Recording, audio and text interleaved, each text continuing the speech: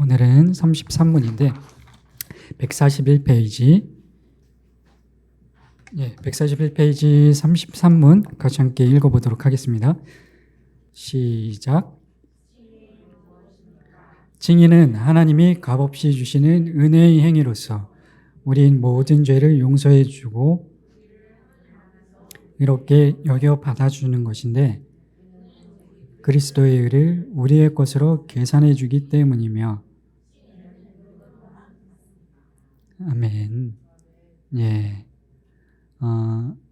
여기 이제 계신 분들 다 지금 캄보디아 아우니치 같이 가시는 분들인데, 그래서 캄보디아어로 제가 인사를 하려고 막 연습을 하고 왔는데 지금 까먹었다가 다시 생각이 났거든요. 네. 다시 생각이 났는데, 쏙쏙바이 찌어때, 쏙쏙바이 찌어때.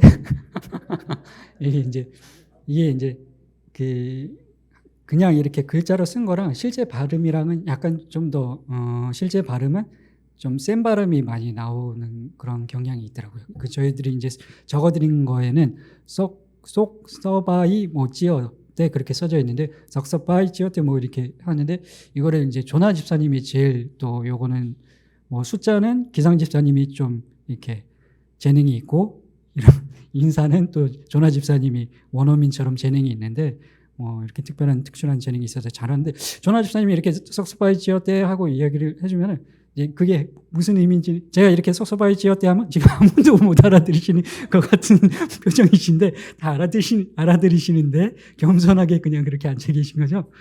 주영아 썩서바이 그때 썩서바이 찌어때 하면 이제 잘 지냈나요? 이제 물어보는 거고, 이제 똑같이 그렇게 이제 답변하면 되는 거거든요. 큰염 썩서바이, 이제 뭐 잘 지냈다. 나는, 큰염은 이제 나는이니까 잘 지냈다 하면 되는 건데, 조나 집사님이 이걸 이제 제일 발음을 잘하고, 원래 성대모사를 잘하잖아요. 그러니까 정지철 선교사님의 그 약간 충청도 억양이 들어간 캄보디아어, 그거를 이제 조나 집사님이 잘 성대모사를 해서 해주는데, 이제 잘 지냈나요? 이제 조나 집사님이 가끔 얘기할 때, 잘 지냈나요? 나는 이제 인사인데, 어쩔 때는 그냥 약 올리는 그런 느낌도 들고, 조나 집사님이 이야기를 하면 표정이, 그렇긴 한데, 저희들이 제가 카톡에도 올려드린 것처럼, 지난 한 주 동안, 뭐 이제 석스바이 찌어때가 이제 잘 지냈냐, 그런 인사자는, 평안하게 잘 지내셨습니까? 카톡방에도 올려드린 것처럼, 저희들이 주일이랑 월요일, 이제 같이 함께 교회 지체들과 좋은 장소에 가서 맑은 공기를 마시고 맛있는 음식을 먹고 좋은 시간들을 그렇게 보내고 왔는데 뭐 소풍 갔다 오고 월요일 날 복귀하고 이제 화요일 날부터 이제 일상생활을 시작을 하시면서 계속 이제 평안하게 그 은혜를 가지고 일주일 동안 어떻게 잘 사셨는지 뭐 이제 은혜 가운데 잘 소풍을 교회의 어떤 지체들이 그리스도의 몸된 지체들이 하나로 연합되어서 서로 교제하는 은혜의 시간들을 뭐 좋은 시간들을 많이 저는 놀랐던 게 이제 연용화 전도사님이 그런 아직도 찍짝 그 박수 하시는 거랑 이제 레크레이언 너무 잘해 주셨는데 즐거운 시간들을 보내고 왔는데 저희들이 교회 안에서 서로 이렇게 지체들이 하나 되어 연합하고 기쁨과 은혜를 나누고 우리의 영혼이 살아나는 것을 그런 것들을 누리면서 또 한편으로는 세상으로 돌아가면 일상의 우리의 어떤 뭐 가정의 직장의 삶의 문제들 때문에 그 은혜를 또 망각하고 삶의 어려운 문제 가운데 하나님 없는 사람처럼 하나님의 자녀가 아니라 그리스도의 몸된 하나의 우리가 그리스도의 몸의 일부인데 그것을 잊어버리고 순간순간 잊어버리고 그냥 세상 사람들과 마찬가지로 살아가는 모습들이 우리 안에 있지는 않았는지 어려움들, 슬픔들, 괴로움들, 흑암 가운데 평안을 누리지 못하고 살아가시는 모습이 있지는 않으셨습니까?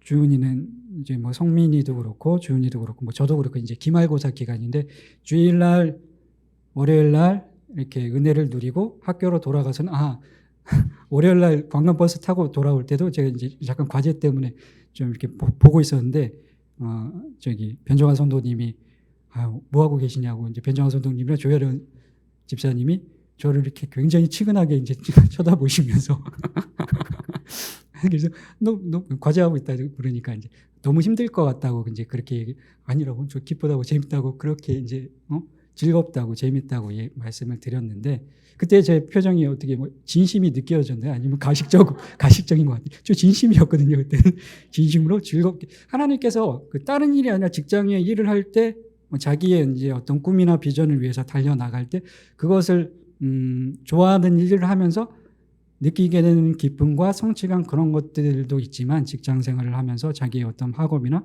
꿈을 위해 달려가면서 그런 것들도 있지만 하나님께서 이 일을 말씀을 묵상을 하고 연구하고 그것을 공부해서 남들보다 좀 더 깊이 좀 더 오랜 시간 공부하고 연구해서 하나님과 좀 더 깊은 오랜 시간을 나눌 수 있는 그런 기회들을 가진 것에 대해서 감사하게 생각하면서 진담 반 농담 반 그렇게 말씀을 드린 거였거든요. 괜찮다고 힘들지 않다고 즐겁다고 재밌다고 그리고 하긴 했는데 그랬는데 뭐 어쩔 수 없이 이제 금요일까지 또 그런 과제들 데드라인을 지켜서 제출해야 되는데 그것 때문에 압박감과 스트레스가 없지 않아 있긴 있었거든요. 이제 즐겁다고 얘기는 하지만 그런 일들 가운데 막 이제 걱정 염려되기도 하고 이거 데드라인을 못 지키면 나 빨리 졸업해야 되는데 현재 전도사님도 그렇고 저도 그렇고 올해 지금 오랜 시간 학교를 다니고 있는데 그런 것들 때문에 압박감, 스트레스 그러면서 순간순간 내가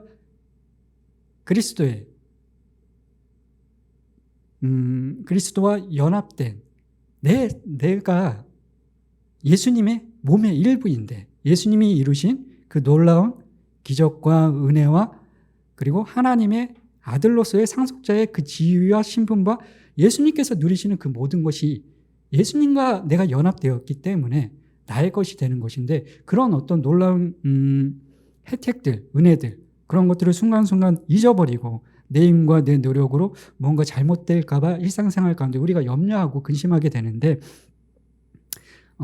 그런 어떤 우리의 감정들 삶을 살아가면서 일상생활 가운데 우리의 연약함 때문에 우리의 죄의 문제 때문에 뭐 이런 어떤 직장의 문제 아니면 학교의 문제 그거 외에도 그런 어떤 우리에게 주어진 가업 외에도 나의 하나님의 말씀과는 말씀대로 살고자 하는데 바울이 그렇게 고백했던 것처럼 로마서 7장에서 오라 나는 공고한 사람이로다. 이 죄와 사망의 법에서 나는 하나님의 법을 즐거워하는데 내 안에 두 가지 법이 싸운다. 바울이 그러잖아요. 하나님을 사랑하고 하나님의 법을 지키고자 하는데 내 육신의 정욕은 자꾸 죄로 사망으로 달려가고자 하는 그 두 가지 어떤 충돌하는 감정 때문에 힘든 그런 감정 마음들을 바울이 표현을 했는데 일주일 동안 살아가면서 교회 안에서 주일에 소풍을 통해서 은혜들을 누리지만 또 새벽 예배를 통해서 뭐 말씀 묵상을 통해서 은혜들을 누리면서도 순간순간 삶의 자리에 세상 속에 나아갔을 때 우리가 세상 사람들과 동일하게 죄의 유혹에 빠지고 기도의 자리나 말씀의 자리나 세상의 유혹을 더 즐거워하고 세상의 즐거움을 더 좋아하는 그런 나의 연약한 모습에 내 스스로가 실망해서 내가 이게 하나님의 자녀로서의 자격이 있는 사람인가 어떤 죄에 대한 자책감이나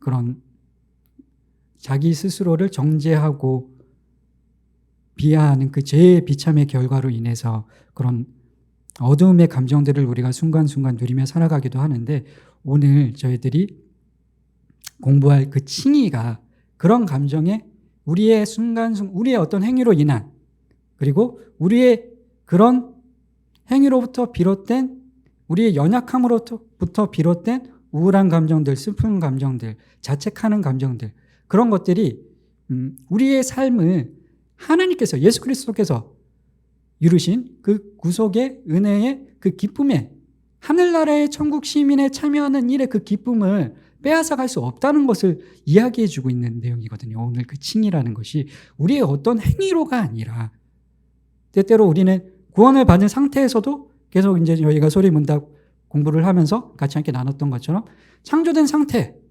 그리고 아담이 죄로 선악과를 따먹고 나서 타락한 상태 근데 그 타락한 상태 죄의 결과로 죄와 비참해 상태 가운데 하나님과의 관계가 파괴되고 사람과 사람 사이의 관계가 파괴되고 우리가 그런 어떤 슬픔과 두려움과 공포와 우울한 감정들을 느끼며 살아갈 수밖에 없는, 그리고 육체의 죽음과 지옥에서 영원한 형벌, 영원한 죽음을 맞이할 수밖에 없는 그런 죄인이었지만 타락한 상태에서, 근데 예수님께서 우리를 구속하셔서 구원받은 상태, 그 우리의 죄값을 치르신 그 구원받은 상태에 우리가 지금 놓여져 있는데, 구원받은 상태에서도 구원받았다고 해서 그 죄와 비참의 어떤 영향력이 완전히 사라진 것은 아니고 우리 삶 가운데 여전히 우리가 연약하기 때문에 영화된 상태까지 우리가 나아가지 못했기 때문에 안타까운 일들, 슬픈 일들, 고난과 역경들, 우리의 자범죄로 인한, 그리고 우리의 자범죄와는 무관한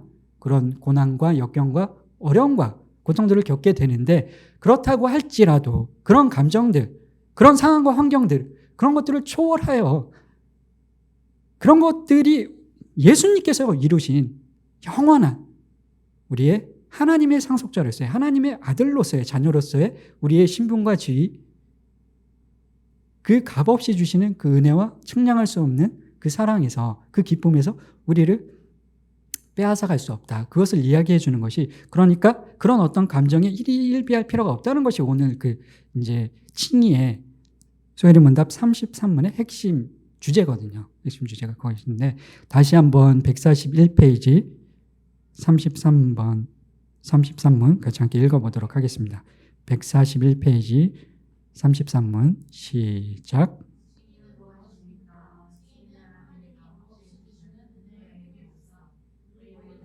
용서해주고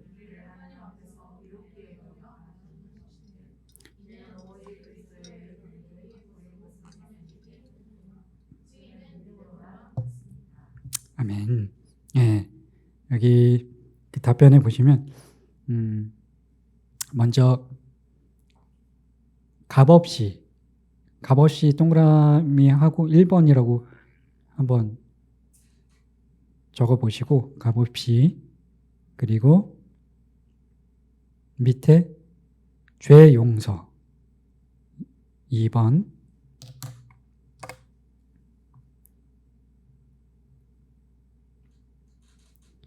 그리고 3번은 조금 긴데 이렇게 꺽쇠 표시로 의롭게 여겨부터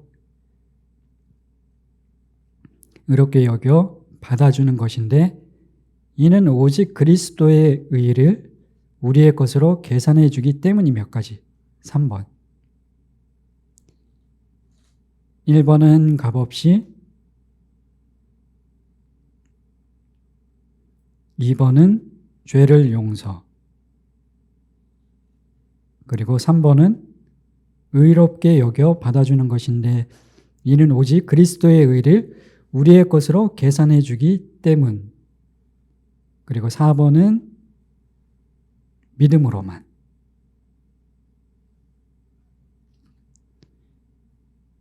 1번 값없이, 2번 죄를 용서, 3번 의롭게 여겨 받아주는 것인데, 이는 오직 그리스도의 의를 우리의 것으로 계산해 주기 때문. 4번 믿음으로만. 칭의가 그 네 가지 칭의에 대해서 누가 물어보면 칭의는 무엇입니까? 이제 질문을 하고 있는데, 누가 물어보면 그 네 가지를 기억하시면 될 것 같습니다. 값없이, 죄를 용서, 의롭게 여겨 받아주는 것인데, 이는 오직 그리스도의 의를 우리의 것으로 계산해 주기 때문. 그리스도의 의를 우리의 것으로 계산해 주기 때문. 그리스도의 의인데 내 의가 아니라, 우리의 의가 아니라 그리스도의 의인데 우리의 것으로 계산해 준다. 그것을 이제 의의 전가라고 하거든요. 전가가 이제 전달한다. 전가. 내 것이 아닌 것을 남에게서 받는다. 그것을 남에게 이제 준다. 그런 의미로 의의 전가라고 하는데, 그렇게 간단히 쭉 그 꺽쇠 표시한 것에 의의 전가라고 간단히 적어 놓으셔도 좋을 것 같고, 그렇게 1, 2, 3번과 그리고 4번 칭의의 네 가지 네 번째는 믿음으로만. 값없이, 죄 용서, 의의 전가, 믿음으로만. 그 네 가지를 기억하시면 되거든요. 칭의는. 네. 이 네 가지를 기억하시면 되는데, 우리가 이것을 왜 공부를 해야 하는가 좀 이따 뒤에도 같이 함께 살펴볼 텐데, 우리만, 제가 아까 고백을 한 것처럼 일주일 동안 살아가면서 교회 안에서 은혜를 누리면서도 이제 일상생활에 돌아가서 제가 또 고백을 했으면서도 정말 이것이 힘든 게 아니라 기쁘고 즐겁다 이렇게 고백을 했으면서도 이제 잠을 조금 덜 잘 수밖에 없고, 기숙사에도 안 들어가고 성민이가 웃고 있는데, 성민이도 이제 막 아르바이트 하랴, 이제 기말고사 준비하랴, 막 이것저것 바쁘고 힘든 가운데 잠을 또 못 자고 하니까 이게 즐겁다. 하나님께서 이런 기회를 주신 것이 신학을 할 수 있게끔, 공부를 할 수 있게끔 이런 특별한 소명으로 불러주신 것이 감사하고 즐겁다. 물론 이제 평신도의 다른 삶의 어떤 영역에서의 하나님의 영광을 드러내는 일들도 주신 달란트에 맞게 그런 일들을 하는 것이 다 귀한 일들이긴 한데, 나에게는 이런 일로 부르셨는데 이것이 너무 즐겁고 좋다고 하면서도 어떤 육신의 한계 때문에, 그리고 어떤 점수와 그리고 졸업이라는 그런 문제들 때문에 기숙사에 들어가지 못하고 이제 강의실에 이제 밤을 새기도 하고 막 그러면서 이제 육신이 피곤하고 또 압박감과 스트레스, 그런 가운데 기쁨을 잃어버리게 되는, 사단이 그것을 빼앗아 가려고 예민하게 만들고 그런 경우들을 우리가 경험하게 되는지, 제가 고백했던 그런 부분들을 다른 이제 직장의 영역에서, 가정의 영역에서 그런 부분들을 경험하시게 되지 않습니까? 근데 그것이 우리만 그랬던 것이 아니라, 여기 이제 뒤에 좀 이따 소개를 해드릴 건데, 루터도 그런 것들을 경험을 했거든요. 루터가 그런 것들을 경험을 하면서 이제 500년 전에 종교개혁을, 하나님의 그 말씀을, 로마서 1장의 말씀을, 그 말씀 안에 숨겨져 있었던 비밀을 발견하고 나서 종교개혁이 이제 시작이 됐던 건데, 우리는 그렇게 압박과 스트레스와 삶 가운데 어려움들, 여전히 구원받은 상태에서도 죄로 인한 어떤 고통들, 아픔들, 그리고 우리의 죄와는 상관없는 우리의 신앙의 성장을 위해서 하나님이 주시는 시련들, 그런 것들이 있을 수 있는데, 왜 공부를 해야 하는가? 오늘 이 칭의에 대해서, 그리고 소요문답 1문부터 우리가 지금 32문까지 왜 이것을 공부해야 되는가? 그런 어떤 상황과 환경을 초월하여, 우리의 감정을 초월하여 하나님께서, 예수님께서 이루신 그 놀라운 구속의 은혜와 기쁨과 그 기적에, 그리고 그것으로 인해서 우리가 누리는 유익과 혜택들이 얼마나 놀라운 것인지 잊어버리지 않기 위해서, 그것이 우리 안에 있는데 누리지 못하고 살아거든요. 그걸 가지고 있는데도, 지난주에도 이제 설명을 드렸던 것처럼 선물을 받았으면 그냥 가지고만 있으면 그 선물이 나한테 유익이 되는 것이 아니라, 포장지를 뜯고 그 안에 그 선물을 그게 디퓨저다 그러면 디퓨저를, 포장지를 뜯고 디퓨저를 이렇게 해야지 그게 이제 그 향기를 발하게 되는 거 아니겠습니까? 가지고 있어도 그거를 활용하지 못하면 내 것이 되지 않는 것인데, 이미 이루신, 예수님께서 이루신 그 대속의 은혜로 하나님의 상속자가 되는, 죄인에서 의인으로, 외인에서 백성으로, 시민으로, 자녀로 그렇게 불러주신 하나님의 그 부르심의 소망이 무엇인지 우리가 항상 잊지 않고 살아가야 하는데, 순간순간 흔들리기 때문에 다시 한번 깨우치기 위해서 우리가 이런 것들을 공부하고 있는 것이다. 기억을 하시면 좋을 것 같고, 근데 방금 말씀드린 것처럼, 선물을 말씀드린 것처럼, 이 앞전에 저희들이, 그 앞전에 지난주, 그 전주에, 지난주에 배운 거 기억나십니까? 이제 계속 이제 우리는 망각의 동물이기 때문에 지난주에, 오늘 뭐 배웠는지 다 기억나시죠? 그러니까 오늘 33문을 배우고 있는데 지난주에는 32문, 31문 배웠다. 그렇게 이제 얘기하시면 안 되고, 감사합니다.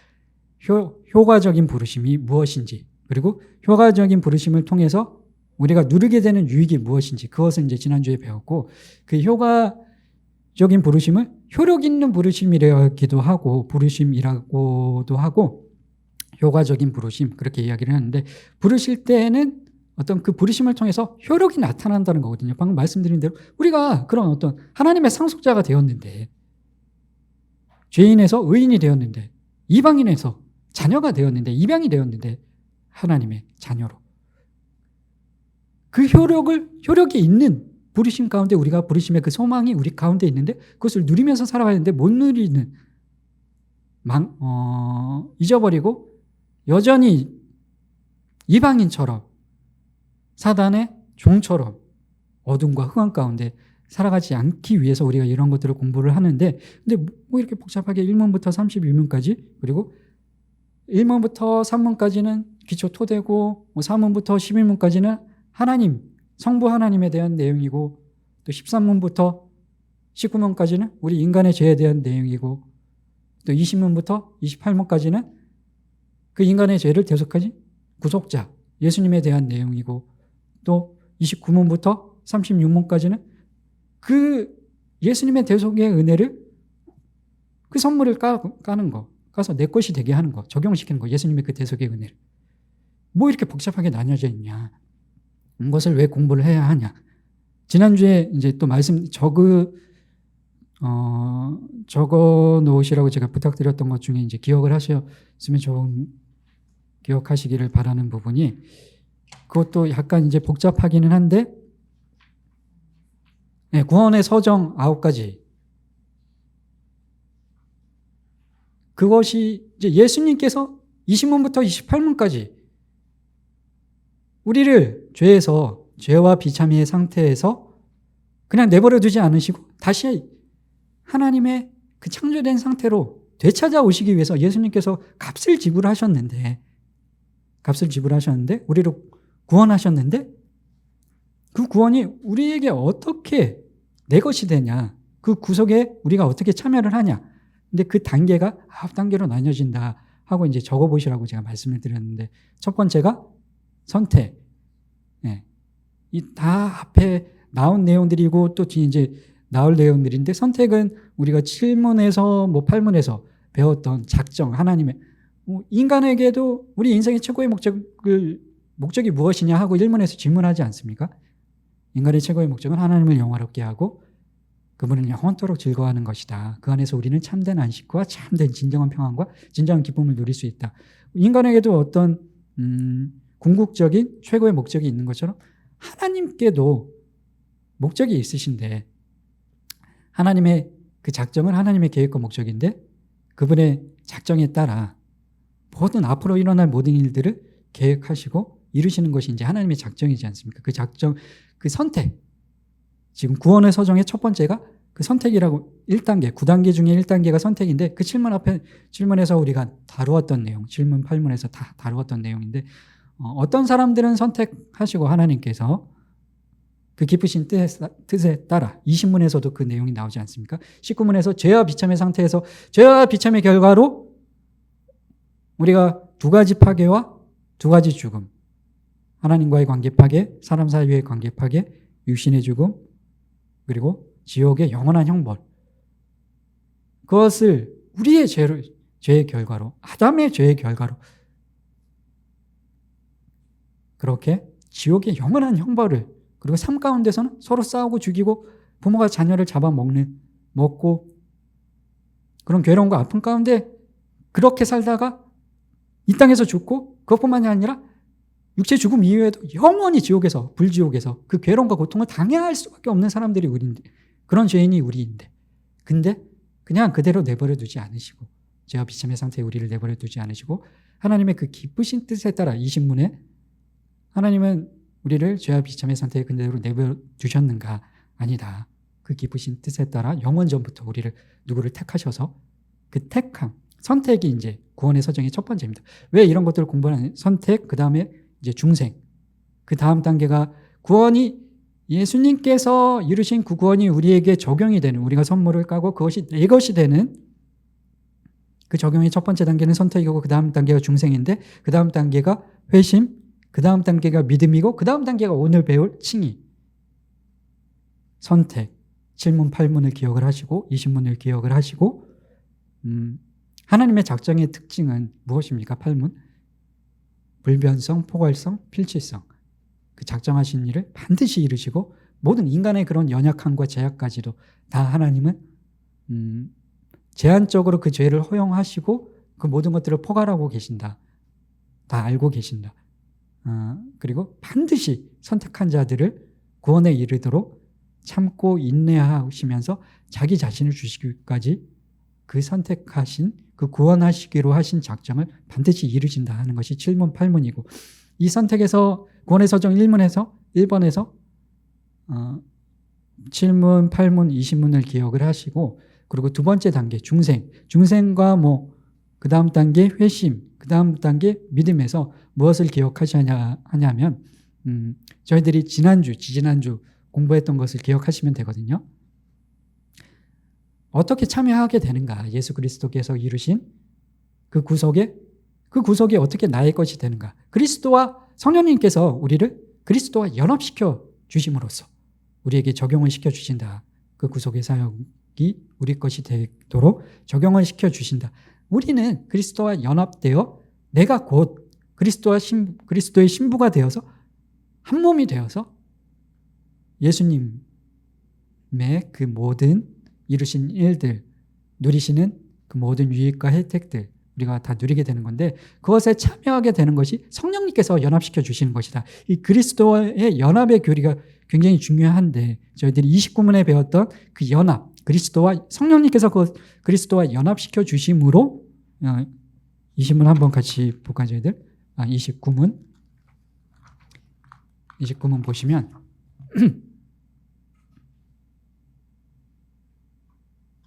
119페이지입니다. 119페이지.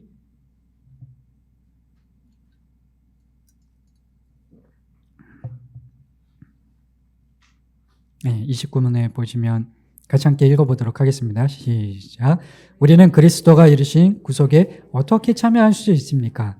우리가 그리스도가 이루신 구속에 참여할 수 있는 것은 성령님이 그리스도가 이루신 구속을 우리에게 효과적으로 적용해 주시기 때문입니다. 네, 이때 그때 탁구 대회 얘기도 말씀을 드렸고, 선물 얘기도 말씀을 해드렸던 것처럼 정말 피와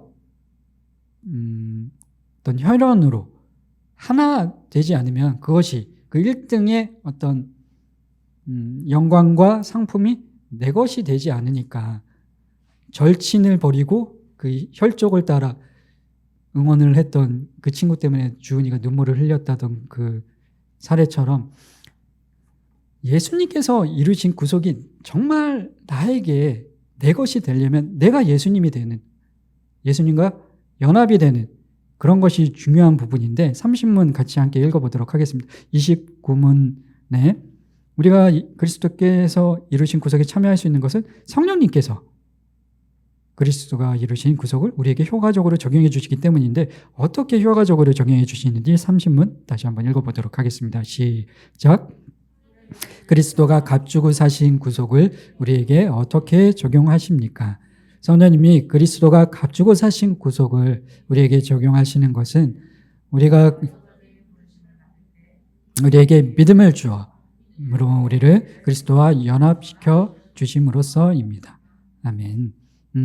그 9가지 단계를 말씀을 드렸는데, 하나님께서 영원 전부터 우리를 택정하시고 구원하시기로 하늘나라에서 하나님과 함께 영원히 기뻐하고 즐거워하며 그분과 연합하여 그 천국의 삶을 누릴 것을 계획하시고 우리를 택정하셨는데, 그 일을 이루시는 그 구속의 사역 가운데 예수님께서, 성령님께서 어떤 일들을 하셨는지, 예수님께서 대속의 사역을 하시고 그 이루신 대속의 사역을 성령님께서 우리에게 적용을 시켜주신대요. 우리를 부르셔서.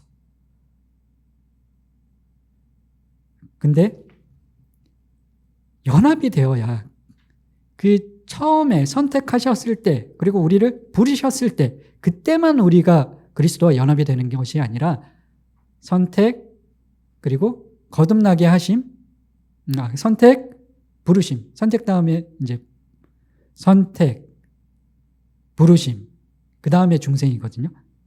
이게 이제 시간의 순서가 아니라 논리적인 순서라고 생각을 하시면 되고, 이것 때문에 17세기, 18세기 학자들이 서로 연구도 하고 토론도 하고 했었는데, 어떤 우리의 삶 가운데 성령님께서, 예수님께서 이루신 그런 어떤 나의 죄를 사하시고 나를 구속하시고 나를 하나님의 상속자로, 자녀로 삼아주시는 그 사건이 어떤 시간의 순서로 이루어진다기보다 논리적인 순서라고 생각을 하시면 있는데 성령님께서 이루시는 그 9가지 단계가 첫 번째는 하나님의 선택이고 두 번째는 성령님의 부르심이고 세 번째는 우리를 거듭 성령님께서 부르시면 어떤 효과적인 부르심, 일반적인 부르심이 있고 모든 사람들, 모든 민족을 지난주에 이제 설명을 드린 것처럼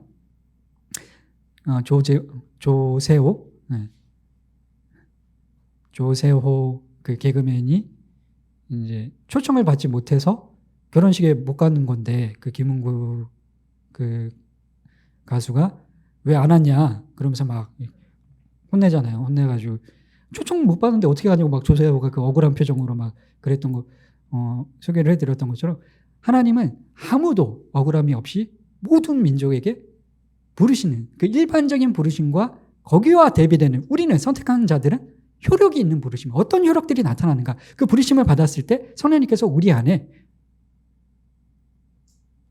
믿음을 주어서 30문에 이제 믿음을 주어서 믿음으로 우리를 그리스도와 연합시켜 주심으로써 그리스도의 구속을 우리에게 적용시켜 주신다 이야기를 하고 있는데 31문 129페이지, 128페이지 한번 펴보시기 바랍니다.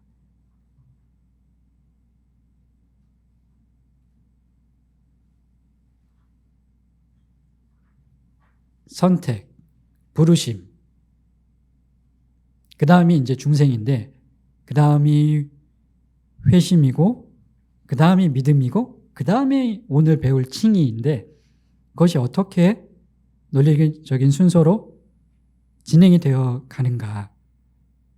7문, 8문, 20문 기억해 보시고 쭉 그리고 뭐 저희들이 20문부터 28문까지 그리스도께서 낮아지신 상태에서 높아지신 상태에서 우리를 위해서 그 인간의 몸을 입고 오셔서 지상 생활을 하시면서 십자가에 달리셔서 그리고 또 부활하셔서 승천하셔서 보좌 우편에 앉으셔서 또 훗날 재림하셔서 우리의 구속의 사역을 감당해 내셨는데 그것이 우리에게 어떻게 적용이 되는지 처음은 과거 영원전부터 하나님께서 성부 하나님께서 택정하셨고 그리고 성령님께서 부르셨을 때 우리에게 믿음을 주셔서 성령님께서 일반적인 사람들은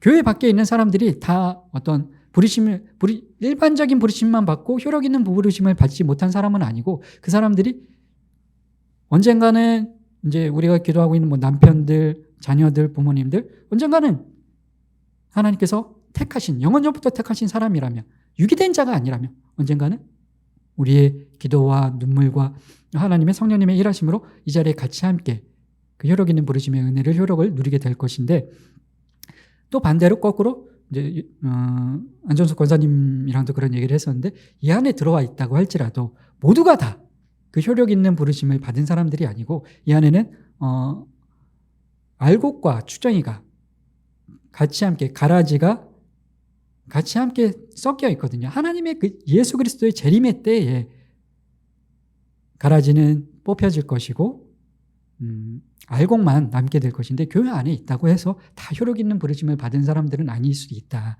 그것은 근데 우리가 그것을 판단하거나 저 사람은 저 집사님은 저 성도님은 왜 저럴까? 믿는 사람이 아닌 것 같은데 구원받은 사람으로서의 어떤 열매가 없는 것 같은데 저런 말과 행동을 할 수 있나? 그런 우리의 어떤 인간적인 생각과 판단과 정죄함이 있을 수 있는데 하나님의 생각은 우리의 생각과 달라서 그를 연단시키고 오래 참고 인내하고 그런 과정일 수도 있고 우리가 보기에 와 정말 저분은 예수님의 또 다른 어떤 작은 예수님의 그런 모습인 것 같다. 그런 사람들이라 할지라도 정말 신천지가 그렇지 않습니까? 신천지가 기성교회, 정통교회 안에 들어와서 사람들의 인정과 환심을 받고 결국에는 이제 전략적으로 그렇게 행동하다가 교회를 무너뜨리고 파괴하고 분열, 파괴시키고 떠나가는 그런 일들이 많이 벌어지는데 우리의 어떤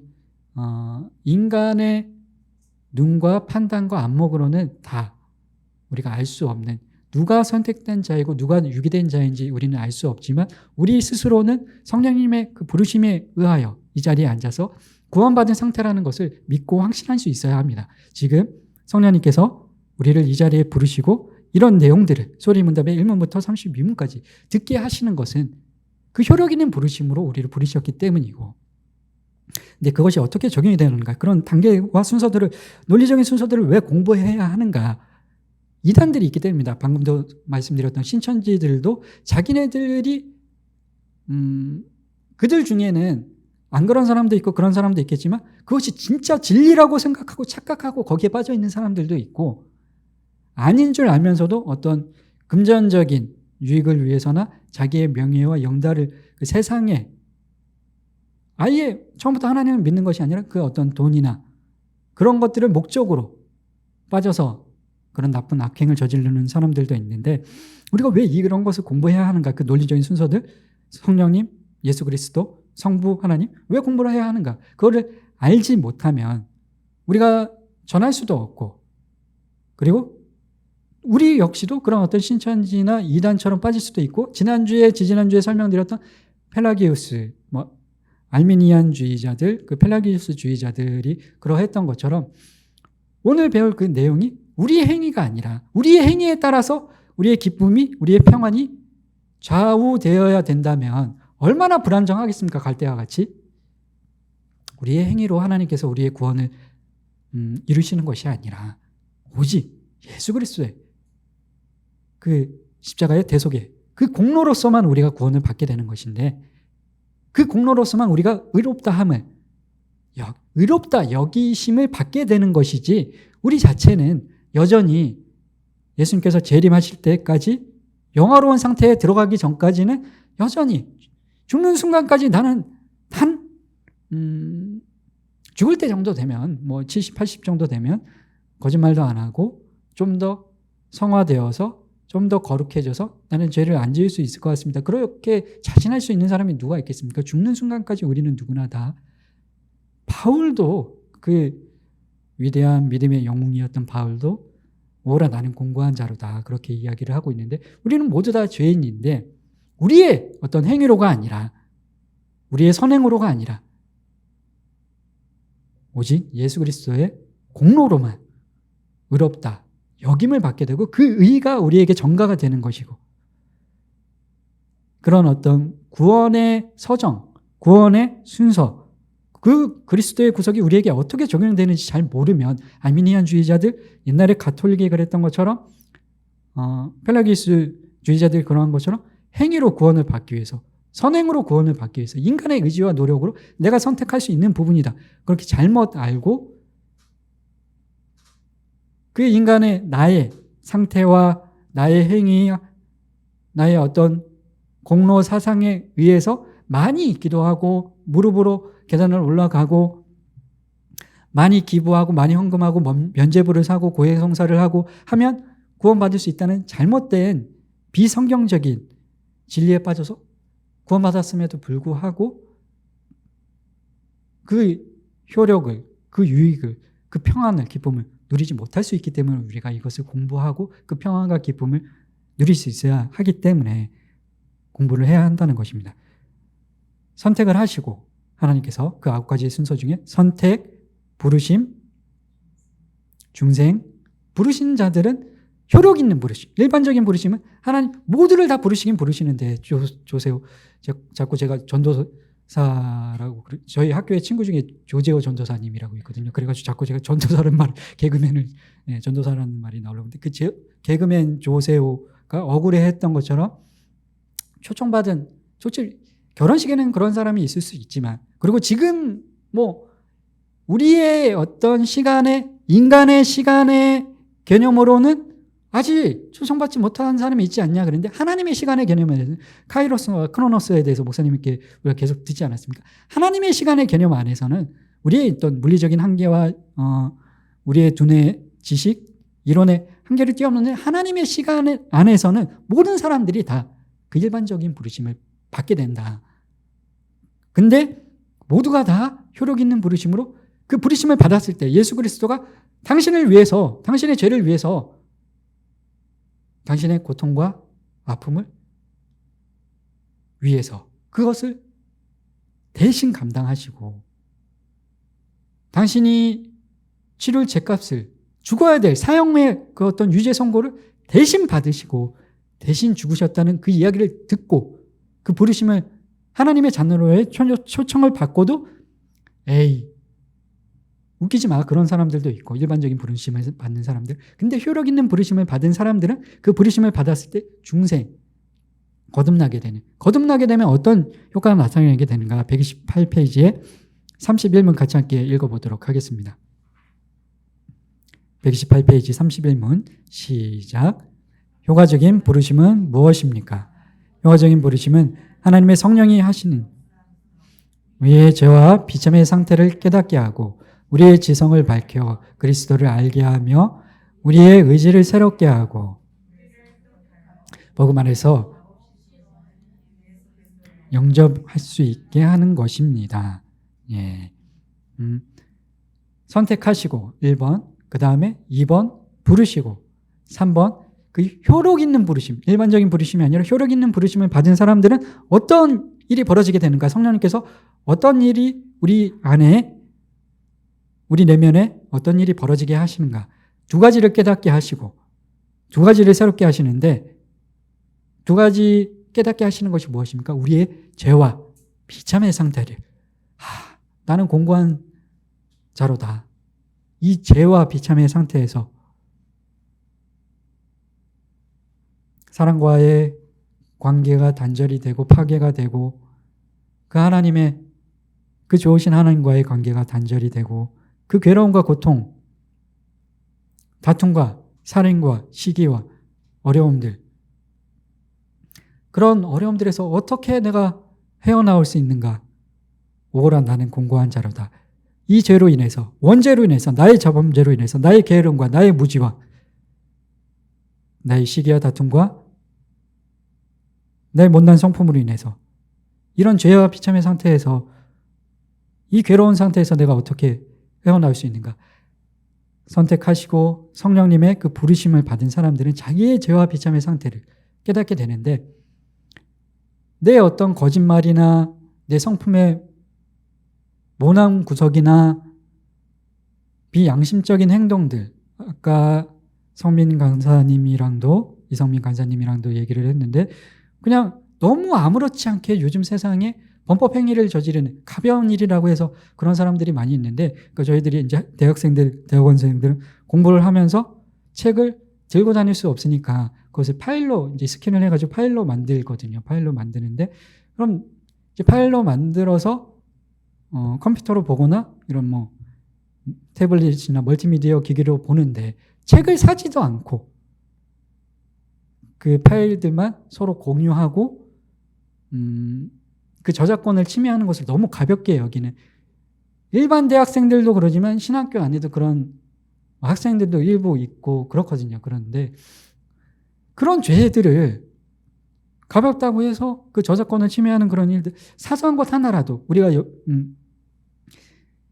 13문, 14문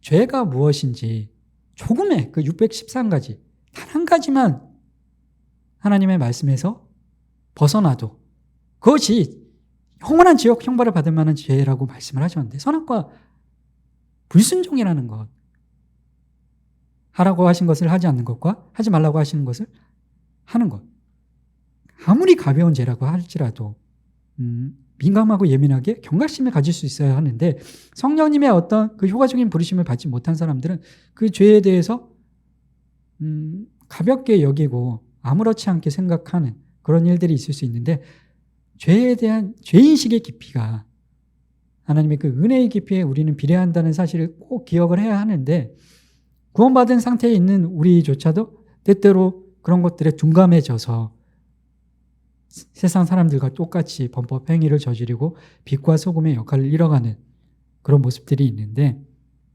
그 구원의 서정 우리에게 어떻게 적용이 되는가 선택하시고 부르시고 그 부르신 성령님의 효과적인 부르심을 받은 사람들은 나의 죄 나의 비참의 상태 그 죄로 인한 비참의 상태 그런 것들로 인한 공고함과 안타까움과 가슴을 치는 탕식하는 마음들이 있을 수밖에 없다. 그런 것들을 깨닫게 된다.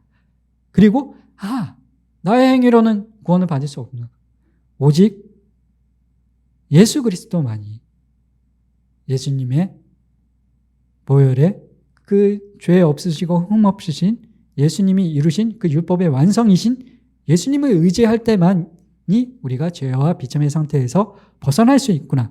우리 의지를 새롭게 하시고 우리를 성령님께서 설복하셔서 설득하셔서 목사님께서도 새벽 예배 때 말씀을 하신 것처럼 그냥 강압하는 것이 아니라 오래 참고 인내하고 기다리시면서 그 선택하신 백성들을 구원하시기 위해서 로버트처럼 그냥 이렇게 믿어. 그게 아니라 너 나와 함께 천국에서 그게 진정한 사랑이겠습니까?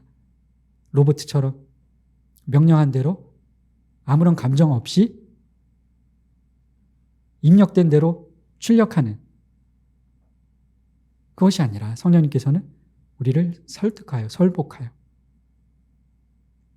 그 사랑을 깨닫게 하시고 자원하여 기쁜 마음으로 우리가 설복되어서 복음 안에서 그리스도를 따르게 하는 그리스도의 공로를 의지하게 하는 그 일을 성령님께서 하신다는 것입니다.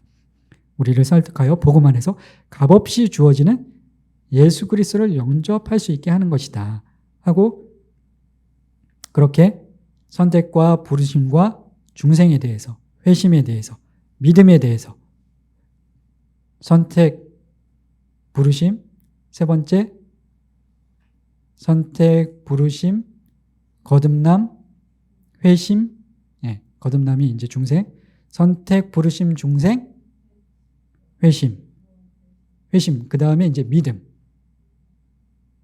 믿음을 우리 안에 주신다. 그 다음에 이제 칭의인데, 칭의가 들어가기, 여섯 번째가 칭의인데, 칭의가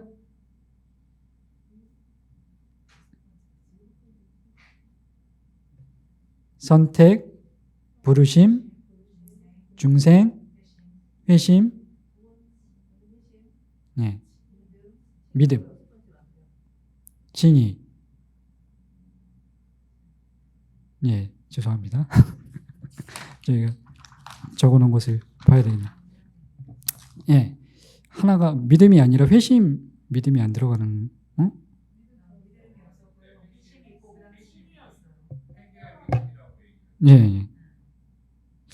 이게 9단계로 이제 나눈 게 선택이 안 들어가네요. 그 선택 때문에 그 믿음이 이제 들어가는 게 맞는데, 그죠? 어떤 사람들은 이렇게 신학자에마다 조금씩 달라서, 그 믿음이 안 들어가고 선택을 맨 위에 1번으로 이렇게 이야기하는 신학자들도 있고, 이게 뭐, 오류다, 이단이다 그런 건 아니고 조금 이렇게 다를 수 있는 부분이니까.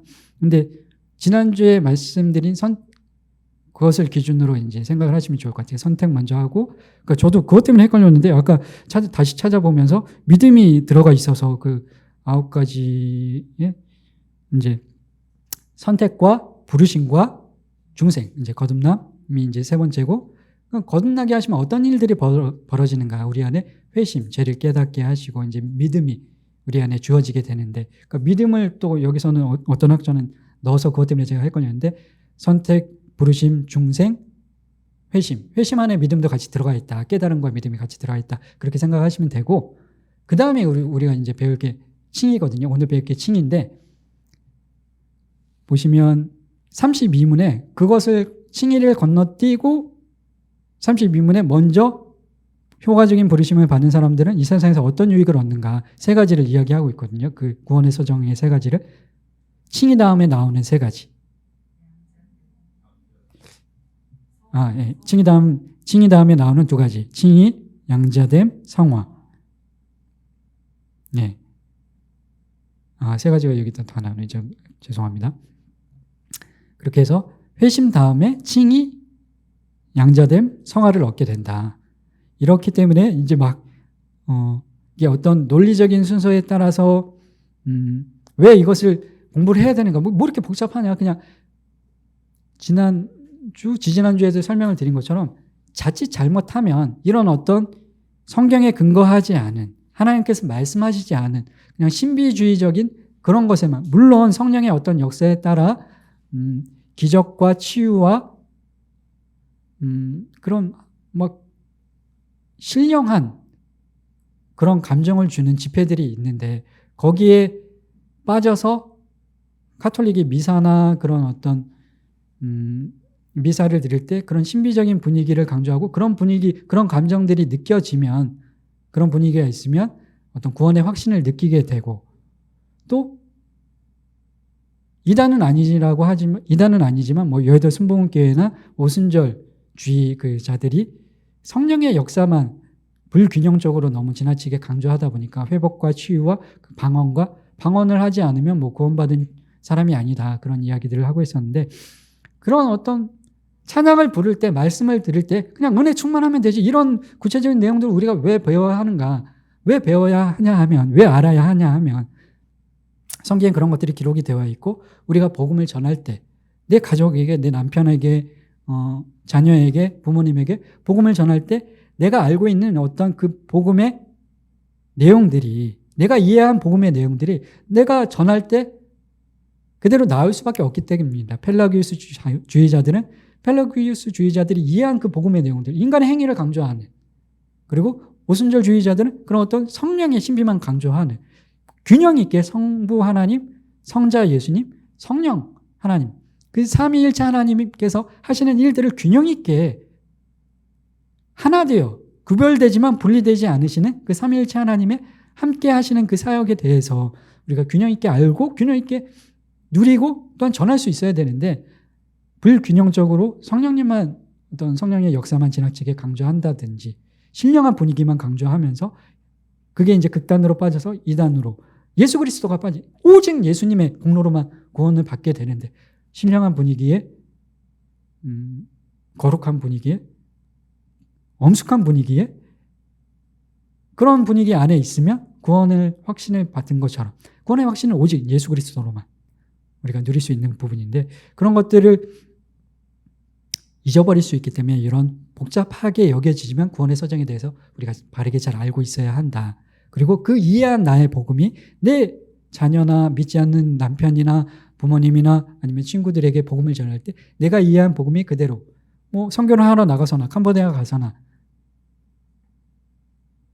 그것이 내가 이해한 복음이 그대로 그들에게 전해지는 것이기 때문에, 바르게 우리가 하나님을 알지 못하면 바르게 전할 수 없기 때문에 우리가 알아야 한다는 사실을 기억을 하시고, 이렇게 해서 하나님께서 택정하시고 성령님께서 우리를 부르시고 그 부르신 사람들은 중생과 회심의 역사를 경험을 하게 되는데, 그럼 그 중생과 회심의 역사를 경험한 자들은 또 어떤 유익을 누리게 되는가.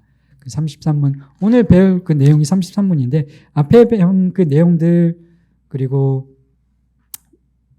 지금 설명드린 내용들이 4가지 141페이지로 가셔서, 칭의가 무엇입니까? 4가지를 기억하시면 된다. 첫 번째는 값없이, 두 번째는 죄 용서, 세 번째는 의의 전가, 네 번째는 믿음으로만. 그거를 기억하시고 좀 이따 잠깐 쉬었다가, 칭의가 뭔가 4가지를 이제 기억하면 된다고 말씀을 드렸잖아요. 이제 한자어들이 그 교리의 성경 자체도 그렇지만 우리가 한자들이 많이 나오고, 옛날에 이제 평상 일상생활에 쓰지 않는 그런 한자 용어들이 많이 나오는데, 칭의도 이제 한자어라서 명칭, 칭하다 할 때 그 칭과 의롭다 할 때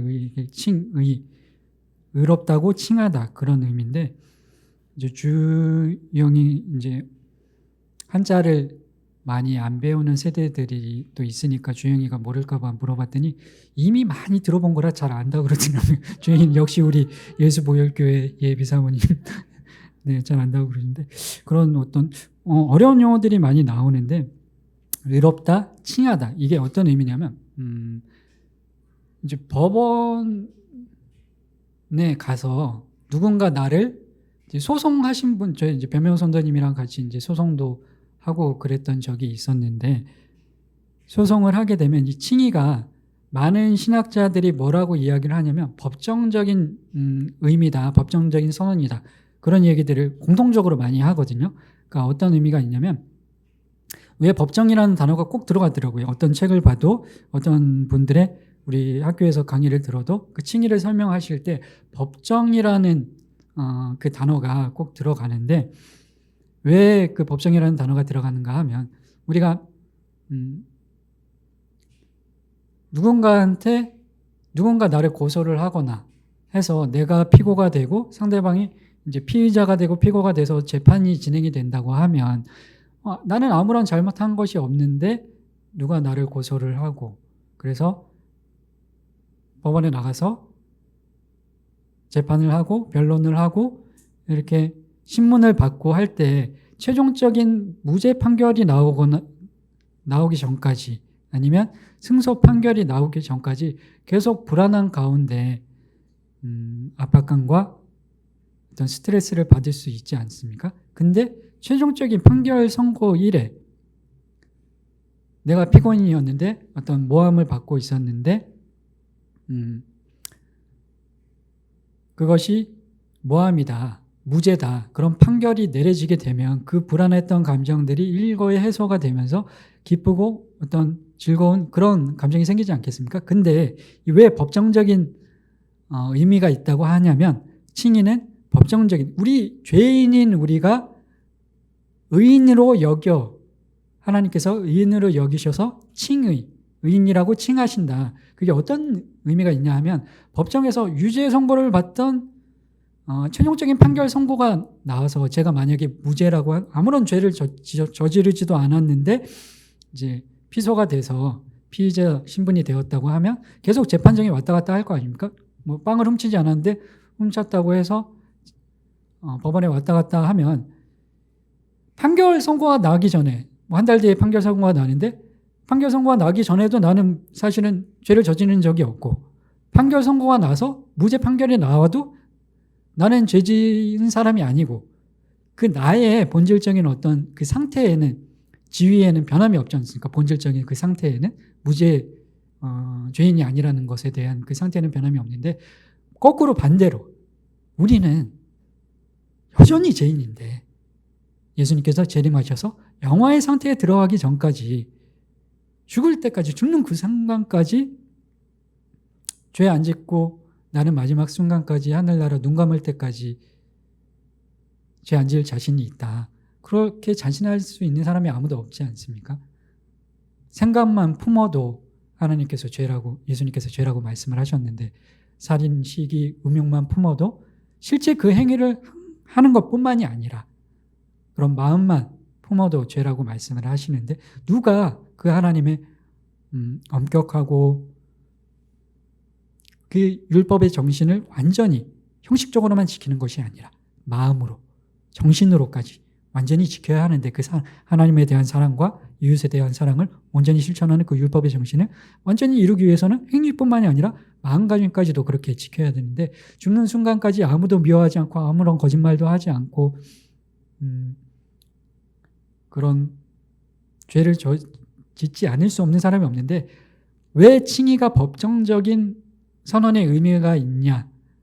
무죄 선고가 나기 전과 난 이후에 내가 빵을 훔치지 않았다는 사실, 내 어떤 상태가 변함이 없는 것처럼 반대로 우리는 예수 그리스도의 공로로 의롭다, 칭함을 하나님께서 땅땅땅 너 죄인이 아니라 의인으로 내가 칭해줄게. 하나님께서 사단은 우리를 계속 참소하는데 욥을 그렇고 또 우리를 그렇고 하나님 앞에 그 보좌 앞에 나아가서 죄인입니다. 죽어마땅한 죄인입니다. 사단은 우리를 계속 참소하는데 하나님은 아니다.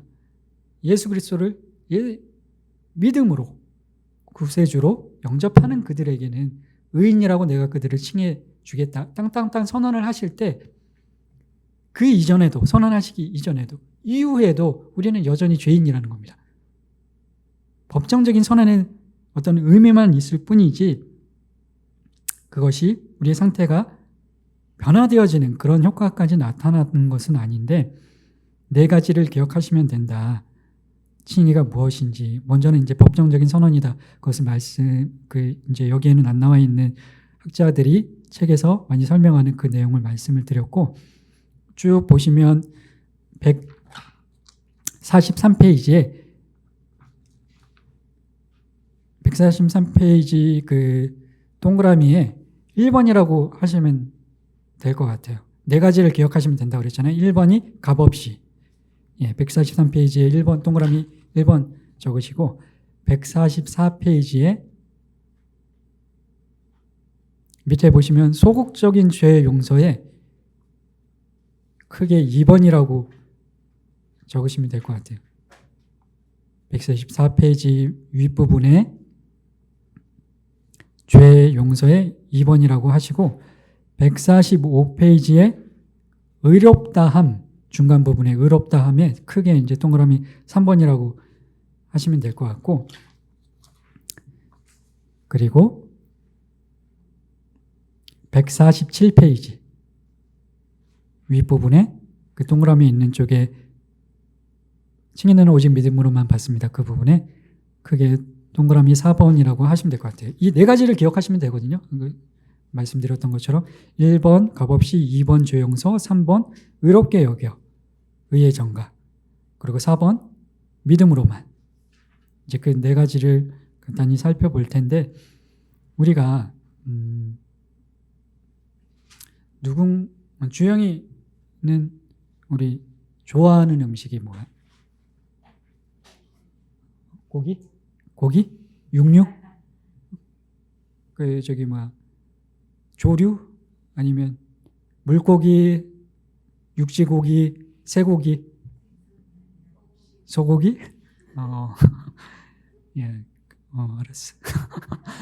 싫어하는 음식은 뭐야?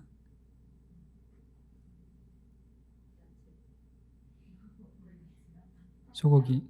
딱히 없어. 다 잘 먹어. 그래도 뭐 이제 겨자, 매운 음식, 가지? 가지를 좋아하고, 주영이는 가지를 좋아하고, 가지를 싫어하고, 가지를 싫어하고, 소고기를 좋아한다고 합니다. 우리 주영이가 칭찬받을 만한 일을 했을 때 다들. 근데 사람이 누군가와 이제 친해지고 싶으면 그 사람이, 제가 주영이랑 친해지고 싶은데, 주영아, 네가 가지 요리 잘하는 데 있는데 같이 먹으러 가자.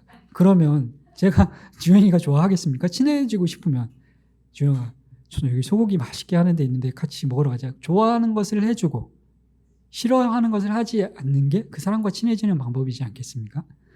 근데 우리가, 여러분 하나님을 사랑하십니까? 하나님과 깊은 친밀한 관계 속에 은혜를 누리기를 원하십니까?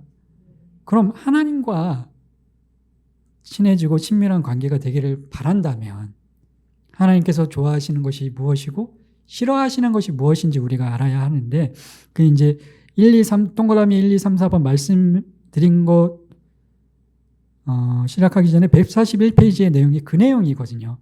하나님께서, 하나님과의 관계를 우리가 다시 회복하려면 친밀한 관계로, 돈독한 관계로, 발전된 관계로 나아가고 싶다면, 하나님을 더욱더 사랑하고 하나님의 사랑을 더욱더 많이 받는 그런 관계 가운데로 나아가고 싶다면 하나님께서 좋아하시는 것이 무엇이고,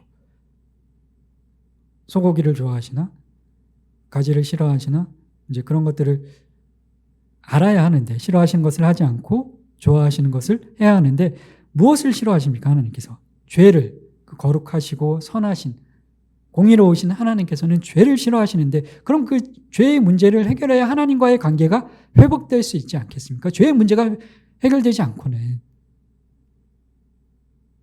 하나님과 깊은 친밀한 관계 가운데 은혜와 기쁨을 우리가 누릴 수가 없는데, 그 죄의 문제를 어떻게 해결을 할 수 있을까?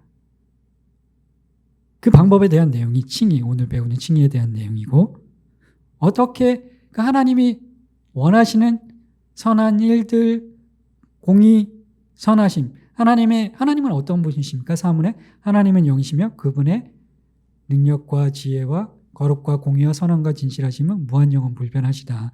거룩하시고 공의로우시고 선하신 분이신데, 그런 것들을 원하시는 분이신데, 죄를 싫어하시는 분이신데, 내 안에 있는 죄를 어떻게 해결을 하고 하나님이 원하시는 공의와 선함과 거룩을 어떻게 이룰 수 있는지, 그분과 친밀한 관계가 되려면, 그분과의 관계가 우리가 회복이 되려면 그 안에서만 우리는 참된 안식과 진정한 기쁨과 하나님의 그 힘의 위력과 그 놀라운 측량할 수 없는 사랑을, 은혜를 누릴 수가 있는데, 그 문제를 해결할 수 있는 방법에 대한 내용이 칭의에 대한 내용이다. 어떻게 죄의 문제를 해결하는가? 141페이지 밑에 쪽에 그 이신칭의라는 단어,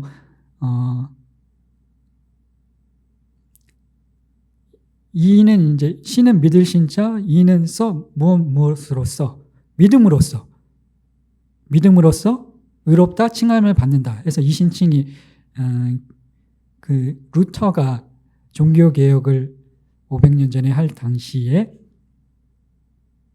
이 이신칭의에 대한 성경의 로마서 1장에 숨겨져 있던 비밀을 발견을 하고 자신들의 공로로 가톨릭의 신부와 사제들이 어떤 면죄부로 고해성사로 미사로 수도원 생활로 의롭다함을 하나님의 의롭다함과 인정을 받으려고 했던 그 잘못된 공로 사상을 그것이 아니라 오직 이 신 믿음으로써 믿음으로서만 의롭다함을 받을 수 있다는 것을 그 교리를 그 진리를 밝혀내고 우리에게 알려주었는데 오직 우리는 다른 것이 아니라 믿음으로만 하나님과 우리 관계가 바른 관계를 이룰 수 있다. 즉 믿음으로 의롭게 된다. 그것을 이야기해 주고 있습니다. 이 신칭의가 기독교 신앙의 중심이자 핵심이며 복음의 기초가 되는 것으로 이 신칭의 복음이라고 말할 수 있다. 142페이지 쭉 보시면 이 내용은 아까 설명드린 것처럼 그 9가지 구원의 서정, 구원의 순서 9가지 단계 중에서 특별한 선택하시고 효력 있는 부르심을 받은 자들은 중생과 회심을 경험하게 되는데 그 효력 있는 부르심의 유익이 칭의와 양자됨과 그리고 성화다. 그것에 대해서 설명을 하고 있고 양자됨과 성화는 다음 주 그 다음 주에 또 살펴보고 오늘 그 칭의를 143페이지 4가지를 칭의가 무엇인가? 칭의는 4가지를 기억하면 된다. 값없이 죄 용서, 의의 전가 그리고 믿음으로만 오직 믿음으로만 4가지 그거를 기억하시면 되는데 143페이지 칭의의 핵심 값없이 주시는 하나님의 은혜입니다. 이렇게 기록을 하고 있는데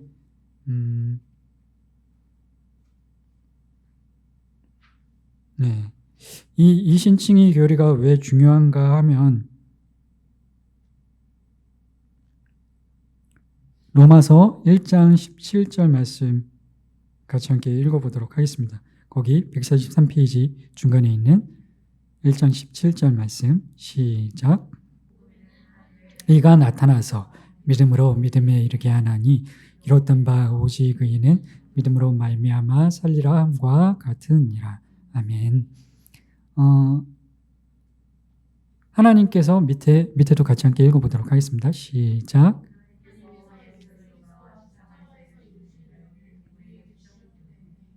우리가 예수 그리스도의 의를 믿음으로 예수 그리스도의 의가 우리의 의가 된다고 말씀하십니다. 아멘. 네. 주영이가 이제 소고기를 좋아하는데 저도 이제 주영이랑 친해지고 싶고 주영이가 주은이 얘기를 들어보니까 인기가 많아가지고 문자를 많이 받는다 그러더라고요.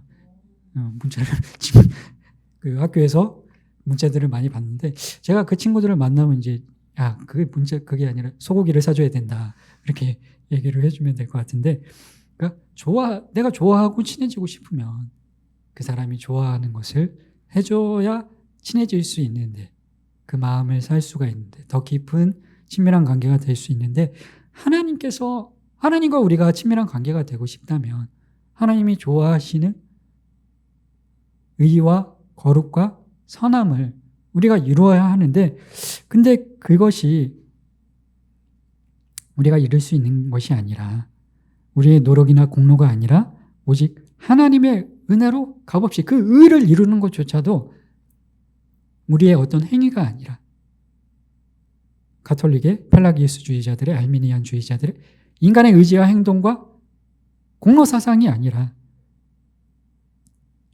우리를 인정해 주시는 것조차도 하나님의 은혜다.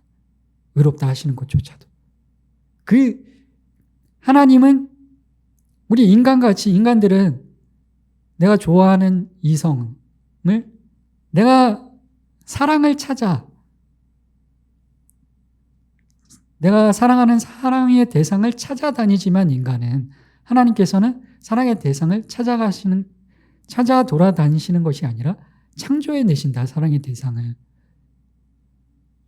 죄인이고 연약하고 흠이 있는 존재들이지만 그들을 사랑해서 설복하셔서 의로운 존재들로 성화시켜 나가시면서 값없이 기다리시는 것조차도 하나님의 의지로 하시는 일이지 않습니까? 누군가는 기다리고 누군가는 인내하지 않고 그냥 심판을 하시고, 그러니까 의롭게 성화의 과정을 걷게 하시는 것도 하나님의 은혜고 값없이 주시는 은혜다. 칭의와 양자됨과 성화가 시간적인 어떤 순서로 굳이 따지자면 먼저는 믿음이 있고, 왜냐하면 믿는 자들을 의롭다 칭하신다고 하셨기 때문에 칭의가 있기 전에 그 믿음. 그래서 어떤 신학자는 아까 제가 학교에서 교수님께서 말씀해 주신 거를 적어놨던 거랑 잠깐 제가 다른 신학자의 책을 봤던 거, 거기는 이제 믿음을 껴놨었거든요. 그러니까 지난주에 말씀드리지 않은 믿음이 껴져 있었기 때문에 10가지가 돼서 저도 잠깐 헷갈렸었는데, 믿음 다음에 칭의가 온다. 믿는 자들에게 의롭다. 그냥 아무나 의롭다 하시는 것이 아니라 성령님께서 효과적인 부르심으로 부르시고 거듭나게 하시고 자신의 죄를 깨닫게 하시고 오직 그리스도만 나의 구세주가 되신다. 그 사실을 믿는 자들에게 칭의의 복을 주시는데, 이 부분에 있어서 또 논쟁이 되는 부분이, 그럼 믿는 것은 내 어떤 선택과 의지가 아니냐, 행위가 아니냐, 그런 이야기들을 하는 사람들도 있거든요. 그 칭의함을 얻기 위해서, 그러니까 뒤에 이제 나올 텐데 4번, 동그라미 4번에서 나올 텐데, 칭의를 값없이 주시는 것이고 죄를 용서하시는 것이고 의에 예수 그리스도께서 나 대신에 죄값을 치르신, 나 대신에 거룩과 선함과 진실하심을 나타내 보이신 하나님의 예수 그리스도의 빛과 소금의 그 어떤 놀라운 의가 나의 것이 되는 것인데, 그 의가 나한테 전가가 되는 것인데, 그럼 그 칭의가, 죄를 용서하시고 의를 전가하시는 값없이 주시는 칭의가 어떻게 나에게 주어지는가? 그 수단이 무언가? 믿음으로만. 믿는 자들에게 의롭다 하신다고 말씀하셨기 때문에 로마서 8장에 정하시고 부르시고 의롭다 하시고 영화롭게 하시고 택하시고 정하신 그들을 또한 의롭다 하시고 의롭다 하신 그들을 또한 영화롭게 하신다고 말씀을 하셨는데, 믿는 자들에게 그런 어떤 칭의에 정하시고 부르시고 믿는 자들에게 칭의의 효력들을 누리게 하신다는, 죄 용서와 의의 전가의 효력을 누리게 하신다는 그 말씀을 주시는데, 그럼 그 칭의를 어떻게 누릴 수 있는가? 믿음으로 누릴 수 있다고 하는데, 그럼 그 믿는 것은 나의 선택과 행위와 의지가 아닌가, 그렇게 이야기하는 사람들이 있는데 어떻게 생각을 하십니까? 그 부분에 대해서 이제 동그라미 4번에서 좀 이따 살펴보기로 하고, 칭의에 하나님께서 값없이 주시는 것이다. 우리의 어떤 공로가 아니라 오직 은혜로 값없이 주시는 것이 칭의인데, 내가 한 것이 아닌데 나의 것으로 여겨주시는, 값없이 주시는. 그리고 두 번째로 144페이지의 칭의의 핵심 요소, 소극적인 요소로서 제 용서의 의미가 있다. 칭의가 무엇인가 하면, 하나님과 바른 관계가 되기 위해서는 반드시 우리 죄의 문제를 해결해야 되지 않습니까? 하나님이 싫어하시는 것이니까. 죄의 문제가 해결돼야 되는데, 우리 안에는 여전히 구원받은 상태 속에서도 우리 육신의 소욕 때문에 시기와 다툼과 게으름과 세상의 즐거움을 더 좋아하는 연약한 모습들이, 미움 다툼 시기하는 그런 모습들이 우리 안에 있는데, 그 죄의 문제를 해결해야 되는데, 로마서 144페이지에 로마서 5장 12절 말씀 같이 함께 읽어보도록 하겠습니다. 시작.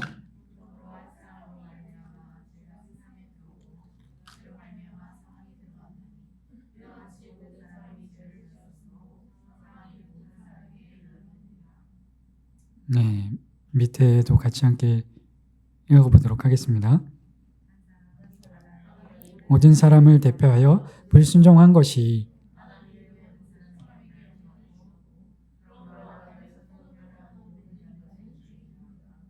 네, 어, 우리가 계속 배웠던 것처럼 13문, 15문에 그 아담의 선악과를 따먹은 원죄가 우리에게 어떤 영향을 미쳤는지, 그 아담의 그 인간의 대표로서의 그 지위 때문에 우리에게 유전이 되었다. 아담의 원죄가 인간의 우리가 자녀를 낳으면 가르치지도 않았는데 목소리나 행동들이 기질들이 비슷한 부분들이 있고 생김새도 비슷하고 그런 것처럼 대표성과 유전성의 그런 자연의 섭리와 하나님의 법칙들 때문에 아담이 인류의 대표로서 지은 그 죄가 우리에게 유전이 되었는데 그 죄를 어떻게 죄의 문제를 어떻게 해결해야 하는가? 창세기 3장 21절 말씀 같이 함께 읽어보도록 하겠습니다. 시작. 가죽옷을 지어 입히시니라. 아멘. 창세기 3장 21절에 그 가죽옷이라는 단어를 주목을 해보시면 좋을 것 같은데 우리의 죄의 문제를 해결을 하기 위해서 다른 무엇이 우리의 공로가 그 죄의 문제를 해결할 수 있는 것이 아니라 누군가 그러니까 죽어야 되는데 죄값을 치러야 되는데 죽어서 희생되어야 하는데 그 가죽옷이라는 것은 동물의 생명체에 저희들이 에스겔 37장에서도 그 말씀을 드렸던 것처럼 마른 뼈에 힘줄과 살과 가죽이 덮여야 그리고 성령의 생기가 들어가야 생명체가 되지 않습니까? 그 가죽이 없으면 그 중에 그 4가지 중에 한 가지라도 없으면 뼈마디도 그렇고 그 5가지 중에 한 가지라도 없으면 죽은 사람이나 죽은 영혼이나 마찬가지인데 어떤 가죽이 이렇게 생겨났다는 것은 가죽옷을 입혀주셨다는 것은 어떤 생명체가 희생되었다는 것인데 값을 치루었다는 것인데 하나님은 사람과의 관계를 포기하지 않으시고 죄를 지었음에도 불구하고 가죽옷을 입혀주셨다. 그것으로 죄의 문제를 어떻게 해결할 것인지 미리 보여주셨다는 것입니다. 145페이지에 로마서 3장 23절 25절 한 목소리를 읽도록 하겠습니다. 시작. 그리스도 예수 안에 있는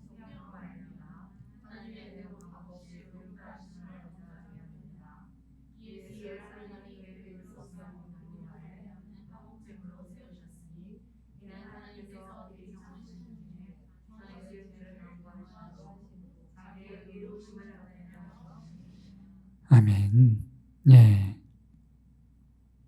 그 죄의 용서를 받게 된 것이 예수 그리스도를 믿음으로, 칭의함으로.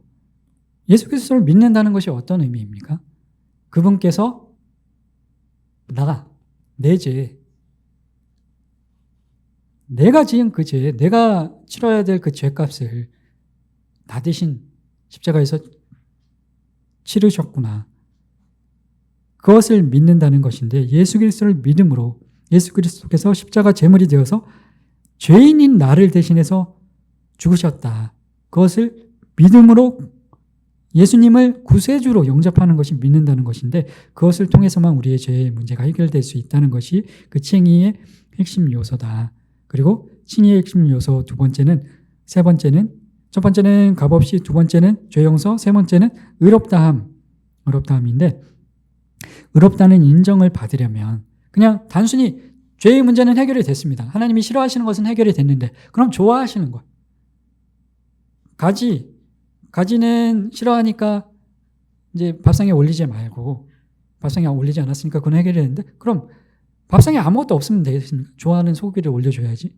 네. 죄의 문제는 해결이 되었지만 하나님께서 기뻐하시는, 좋아하시는 그 의의 문제, 어떻게 그 의의 문제를 이룰 수 있는가? 의롭다는 인정을 받으려면 하나님의 법에 완벽하게 순종을 해야 한다. 로마서 5장 15절로 19절 말씀 같이 함께 읽어보도록 하겠습니다. 시작. 그러나 이 은사는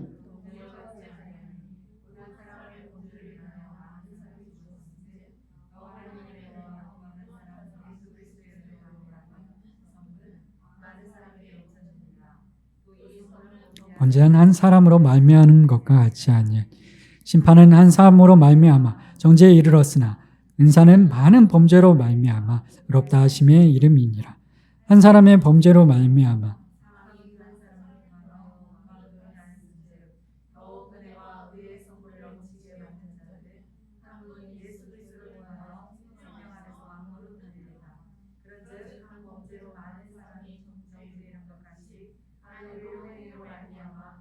사람이 의롭다 하심을 받아 생명에 이르렀느니라.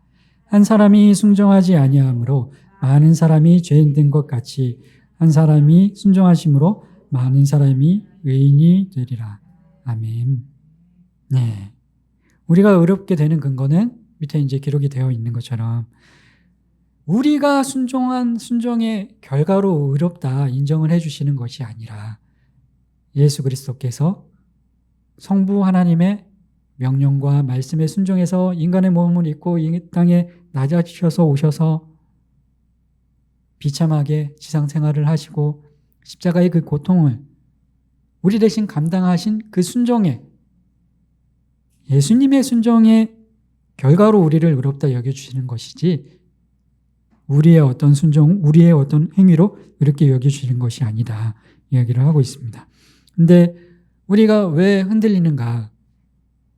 지난 일주일 동안 석서바이지어 때 잘 지내셨습니까? 제가 질문해 드렸을 때 지배적인 내 일주일 동안의 어떤 시간들 속에 지배적인 감정이 어떤 감정이었나 떠올려 보시기 바랍니다.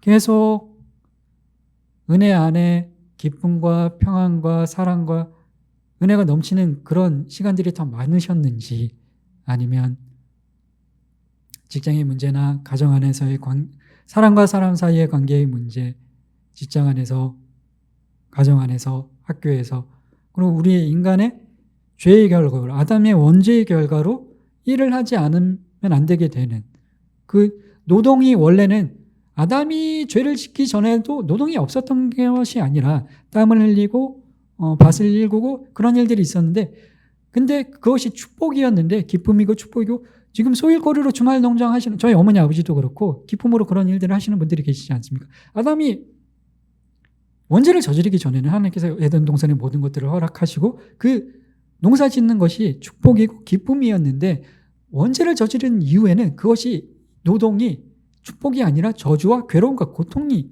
되었었는데 여러분들이 지난 일주일 살아가시면서 가정 안에서 직장 안에서 또 일을 하면서 여러분의 느꼈던 누렸던 지배적인 감정이 어떤 감정이었습니까? 하나님 안에서 그리스도 안에서 사랑과 희락과 화평과 평안 그것이 지배적인 감정이었는지 아니면 그것보다 슬퍼하고 분노하고 우울해하는 그런 감정들이 스트레스와 압박감이 나의 어떤 지난 시간들 동안 지배적인 감정이었는지 뒤돌아보시기 바랍니다. 우리가 죄로 인해서 그런 어떤 일을 해야 되고 사람 사이의 관계가 파괴가 되는 일들을 경험을 하게 되었는데 예수님께서 우리가 배운 것처럼 그냥 그대로 내버려 두지 않으시고 낮아진 상태에서 높아진 상태에서 그 죄와 비참의 문제를 해결해 주셨는데 그것을 얼마나 누리며 사셨는지 되돌아보시기 바랍니다. 죄의 용서의 문제 그 죄의 문제를 해결하는 것, 죄의 비참의 상태를 해결하는 것, 그리고 하나님 기뻐하시는 의를 이루는 것, 그 모든 것이 우리의 행위로 되는 것이 아니라 예수 그리스도의 의로만 되는데 우리가 괴로워하고 고통스러워하는 그 진리를 모르고 괴로워하고 고통스러워했던 사람 중에 한 명이 아까도 소개해드렸던 루터가 그래 하였고 과거의 카톨릭 아래서 신앙생활을 했던 성도들 모두가 다 그러진 않고 그 진리를 아는 사람들이 루터처럼 루터는 그것을 발견을 하고 이제 대내외적으로 공개적으로 그것을 사람들에게 알리는 역할을 했던 사람이라고 한다면 이게 뭐 어떤 신학적인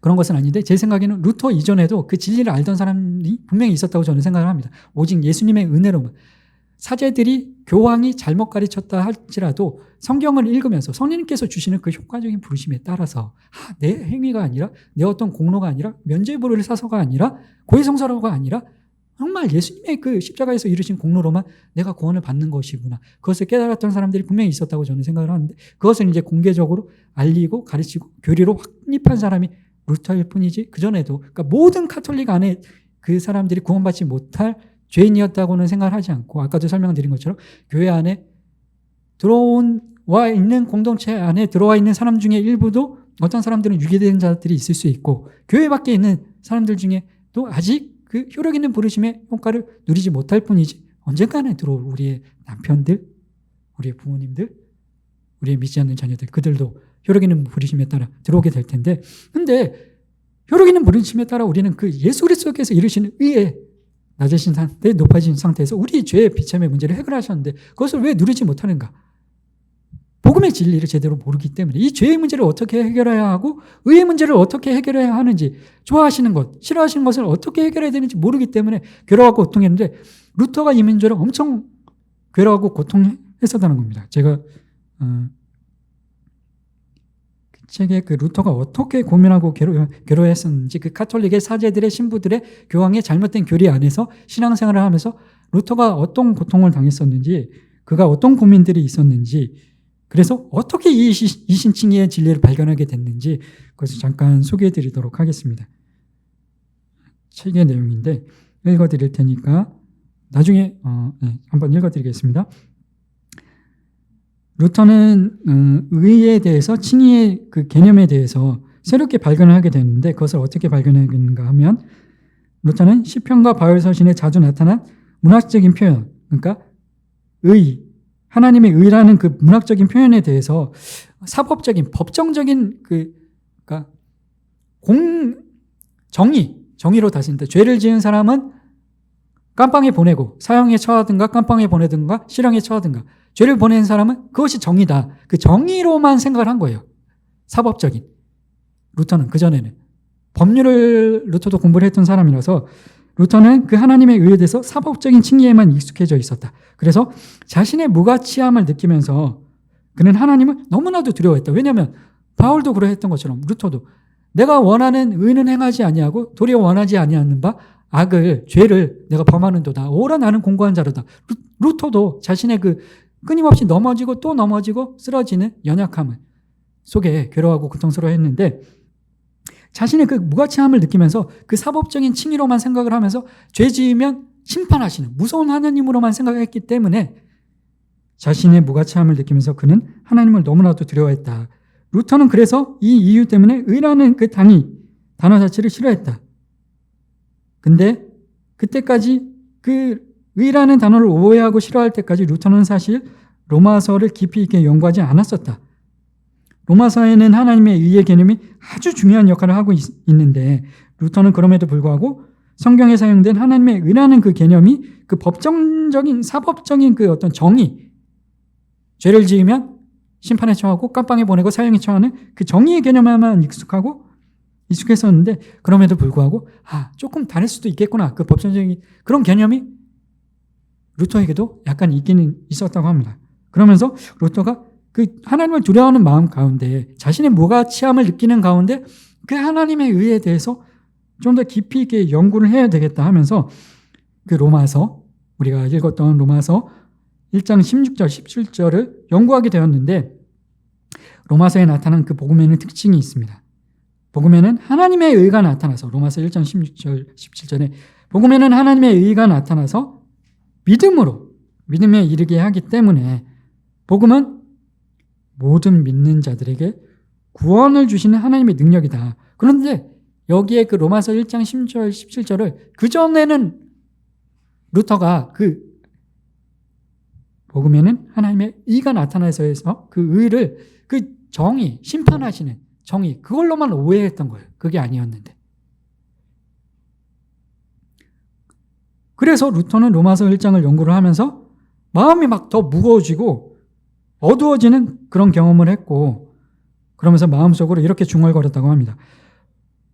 그 로마서 1장에서 얘기하는 복음도 역시 징벌하시는 죄 지으면 심판하시는 하나님의 의를 가르쳐주는 것뿐이고 그 십계명과 그리고 아담의 원죄로 인해서 이미 이 무거운 짐을 지고 있는 사람들을 더욱더 괴롭히고 고통스럽게 하는 방법만 보여주는 거구나. 로마서의 그 의도, 그전에는 구약의 의, 그것만 시편에 나오는 의, 그것만 연구하다가 다른 어떤 것이 있지 않을까 하면서 로마서 1장 16절 17절을 연구를 하면서 이것도 역시 똑같구나. 십계명처럼 원죄처럼 하나님의 그 심판하시는 공의로만 생각을 했던 거예요. 정의, 사법적인 그 정의로만. 루터가 이런 생각에 잠겨 있으면서 그를 지배하는 감정이 있었는데 어떤 감정이었나 하면 의를 요구하는 잔인한 하나님에 대한 격렬한 증오심이 있었다고 합니다. 하나님은 언제나 인간에게 사랑을 요구하시지만 실제로는 창조물인 인간은 하나님을 사랑할 수 없게 만드셨구나. 증오하게 만드셨구나. 어떻게 인간이 그 의를 다 이룰 수 있는가? 십계명을 어떻게 다 지킬 수 있는가? 그 원죄의 문제를 어떻게 다 해결할 수 있는가? 그러면서 하나님에 대한 격렬한 증오심이 더욱더 들끓었다고 하는데 루터는 그렇게 상처받고 혼돈된 마음으로 계속 사도 바울의 로마서를 읽어나가면서 본문을 통해서 바울이 전하고자 하는 게 본래의 뜻이 무엇일까 하면서 원문으로 다시 또 연구하고 읽고 여러 밤낮을 고민하는 가운데 본문의 로마서 1장 16절 17절 로마서 전체의 본문의 문맥을 보다 더 자세히 분석하면서 복음에 하나님의 의가 나타났다. 그 표현이 오직 의인은 믿음으로 말미암아 살리라는 그 표현이 무엇인지 바울이 깨닫게 되었습니다. 루터가 깨닫게 된 겁니다. 그래서 그 이신칭의의 교리를 우리에게 지금까지 그 500년 전에 그것을 발견하고 우리에게 전해주고 있는데 그 이신칭의의 교리를 어떻게 루터가 발견을 하였는가? 사도 바울이 말하는 그 의는 사법적으로 심판하시는 정의, 그 공의가 아니라 하나님께서 용서하시는 의, 예수님께서 이루시는 의, 그 의를 나의 것으로 여겨주시는 의구나. 그것이 복음이구나. 그러니까 우리가 십계명의 요구를, 하나님의 그 공의의 요구를 이루어서 그 복음에 하나님의 의가 나타난다는 그 의는 그 십계명의 의, 율법을 지켜서 나타나는 의가 아니라 예수님께서 이루시는 의, 복음에는 예수님께서 이루신 우리 대신에 십자가에서 달리신 그 의가 나타나는 거구나. 그 의미가 여기에 숨겨져 있는 거구나. 로마서 1장 16절 17절에. 그것을 루터가 어느 순간 성령님의 마음의 감동으로 깨닫게 되고 나서 오직 믿음으로 그 예수 그리스도께서 이루신 그 의가 내 것이 되게 하시는 칭의의 그 믿음은 오직 믿음으로 말미암아 살리라 하는 것이 무슨 의미인지 깨닫고 나서 루터가 이렇게 말했다고 합니다. 그것을 깨닫게 된 경험은 내가 천국의 문으로 들어가고 내가 새로 거듭나는 것과 같았다. 성경 전체가 갑자기 전혀 새롭게 다가왔다. 나는 기억나는 대로 성경 전체를 살펴 비슷한 표현들을 모두 찾아보기 시작했다. 결국에 성경에는 하나님의 역사가 나타나는데 하나님께서 우리 안에서 역사하시는 것이다. 지금까지 루터가 그렇게 격렬한 증오심을 가지고 우리가 어떻게 그 의를 누릴 수 있는가? 하나님 결국에는 우리를 심판하시는 분이시구나. 인간은 완전히 그 율법의 613가지를 지킬 수 없는데 무릎으로 아무리 내 어떤 기도를 하고 수도원에서 덕을 쌓고 하더라도 율법의 요구를 다 이룰 수 없는데 결국에는 심판하시는 거구나. 구약에 나오는 의나 신약에 나온 로마서에 나오는 의나 동일하구나 하면서 실망하고 두려워하고 그런 우울한 지배적인 감정에 빠져 있었던 루터가 그게 아니구나. 그 의가 로마서 1장 16절 17절에 그 의가 예수님의 의구나. 그것을 깨닫게 되고 나서 천국의 문이 열리는 것을, 내가 천국에 들어가는 것을 경험을 했다고 그렇게 고백을 하고 있습니다. 우리는 그러니까 우리의 어떤 행위로, 우리의 죄로, 우리의 연약함으로 인해서 사단은 우리를 참소하고 사단은 우리를 속이는데 흑암과 괴로움과 고통 가운데 너는 죄인이야. 우리를 정죄하고 판단하는 사단의 참소 가운데 우리가 속아서 괴로워하고 고통스러워할 필요가 없다는 것이 오늘 이 칭의의 33문의 핵심이고, 그것을 어떻게 이루어 주시는가, 죄의 문제를 어떻게 해결해 주시고 하나님의 공의를, 하나님께서 기뻐하시는 의를 어떻게 이루게 해주시는가. 예수님의 의가 내 것이 되게 해주심으로, 그 의가 나에게 전가되게 해주심으로 그것을 기뻐하시는 일, 하나님께서 기뻐하시는 일, 하나님께서 싫어하시는 죄의 문제의 해결, 그것을 이루어 준다는 것을 루터가 깨닫고 펠라기우스주의자들, 알미니안주의자들, 과거의 그 카톨릭 신자 사제들과 그 안에서의 잘못된 가르침들을 깨우치고 종교개혁을 그가 일으켰던 것입니다. 이신칭의로. 그럼 그렇게 우리의 어떤 행위가 아니라, 우리는 여전히 연약하고 부족해서 쓰러지고 넘어지고 죄를 짓고 불순종하고, 때때로 부모님에게, 교회 안에서도 리더에게, 목사님 사모님의 말씀이 그 말씀은 아닌 것 같은데 오늘 새벽에도 말씀을 들었던 것처럼 조용히 잠잠히 말씀을 듣고 작은 것도 소중하게 여기면서 지속적으로 한 번이 아니라 순종하면서 나아가는 것이, 그것이 우리 안에 필요한데, 내 생각에는 왜 저런 일까지 시키시나, 그런 어떤 불순종의 마음이, 내 생각이, 내 판단이, 내 경험이, 앞서는 경험들이 우리 안에 많이 있는데, 그런 것들이 있다 할지라도 우리의 어떤 행위나 우리의 생각이나 그런 것을 뛰어넘는 예수님이 이루신 의가 우리의 죄의 문제를 해결을 했고, 예수님이 이루신 그 순종의 의가 나의 것으로 전가가 됐다. 그것이 칭의의 핵심이다. 값없이 죄의 용서, 의의 전가. 그런데 그렇다고 해서 우리가 그 연약한 상태에 예수님이 이루셨으니까 나의 어떤 행위에 따라 나의 감정이 일비해야 할 필요가 없다 하고 방종의 삶을 살라고 하는 것이 아닙니다. 죄에 대해서 둔감하고 영적으로 게을러도 된다는 것이 아닙니다.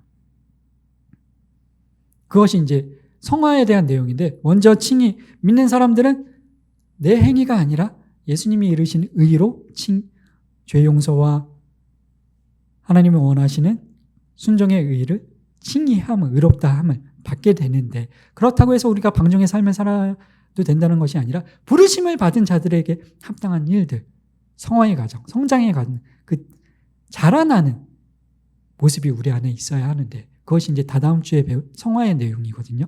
그러니까 나는 아직 하나님의 때에 저는 여기까지입니다. 예수님이 하셨으니까 저한테 어떤 그런 일들 너무 제 한계를 뛰어넘는 일인 것 같습니다. 목사님 사모님이 말씀하실 때나 어떤 선생님들, 리더들이 이야기할 때 우리가 그럴 수 없다는 겁니다. 부르심을 받은 자들은 사랑 가운데 겸손하게 온유함 가운데 지속적으로 순종하면서 나아가는 모습이 우리 안에 있어야 되는데, 오직 예수님께서 우리의 행위와 무관하게, 우리는 과거에도 죄인이었고 지금도 죄인이고 예수님께서 재림하실 때까지 우리의 행위로는 우리가 의롭다함을 받을 그 무엇이 없는 자들이지만 예수님의 의로 칭의함을 받은 자들인데, 그것이 어떻게 우리에게 주어지는가, 그 칭의의 수단이 무엇인가, 147페이지 같이 함께 살펴보도록 하겠습니다. 마지막 네 번째, 첫 번째 값없이, 두 번째 죄 용서, 세 번째 의의 전가, 네 번째 오직 믿음으로만. 그 칭의는 값없이 죄 용서하시고 예수님의 의를 나한테 전가해 주시는 그 칭의는 오직 믿음으로만, 다른 무엇이 아니라 믿음으로만 우리에게 주어지는데, 그럼 그 믿는 거, 그거는 나의 행위가 아니냐, 그렇게 이야기할 수 있는데, 에베소서 2장 8절로 9절 말씀 같이 함께 읽어보도록 하겠습니다. 시작. 믿음으로 말미암아 구원을 받았으니 행위에서 난 것이 아니니 이는 누구든지 자랑하지 못하게 하려 함이라. 아멘. 믿음으로 말미암아 구원을 받았는데, 이 구원은 이제 9가지 구원의 서정 전체를 포괄해서 이야기를 하는 것이고, 선택과 부르심과 그리고 중생과 회심과 우리 칭의, 그 모든 9가지 구원의 서정을 모두 다 포괄하는 것인데, 그 믿음, 칭의가 있기 전에 믿음이 있어야 하는데, 믿는 자들에게 의롭다 하신다고 하신 예수 그리스도가 이루신 그 의를 누군가한테는 전하고, 저희 146페이지 보시면 마태복음 22장 1절로 14절 말씀, 지난주에 저희가 읽었던 내용이거든요. 제가 조세호 개그맨 결혼잔치에 모두 초청을 했는데 누구는 오고 누구는 오지 않고 그러지 않습니까? 근데 온 자들 중에 어떤 사람들은 또 예복을 입지 않고 와서 주인의 어떤 책망을 듣고 쫓겨나게 되는, 청함을 받은 자는 많되 택함을 입은 자는 적으니라. 이 내용이 여기에 나오는데, 모두를 부르시는데 누구는 믿고 누구는 그 청함에 응하지 않아서, 그 청함에 응한다는 것은, 믿는다는 것은 예수님이 당신을 위해서, 당신은 죄인이다. 아니, 내가 무슨 죄인입니까? 나는 그렇게 어떤 십자가에 사형을 받을 만한 죄를 저지른 일이 없습니다.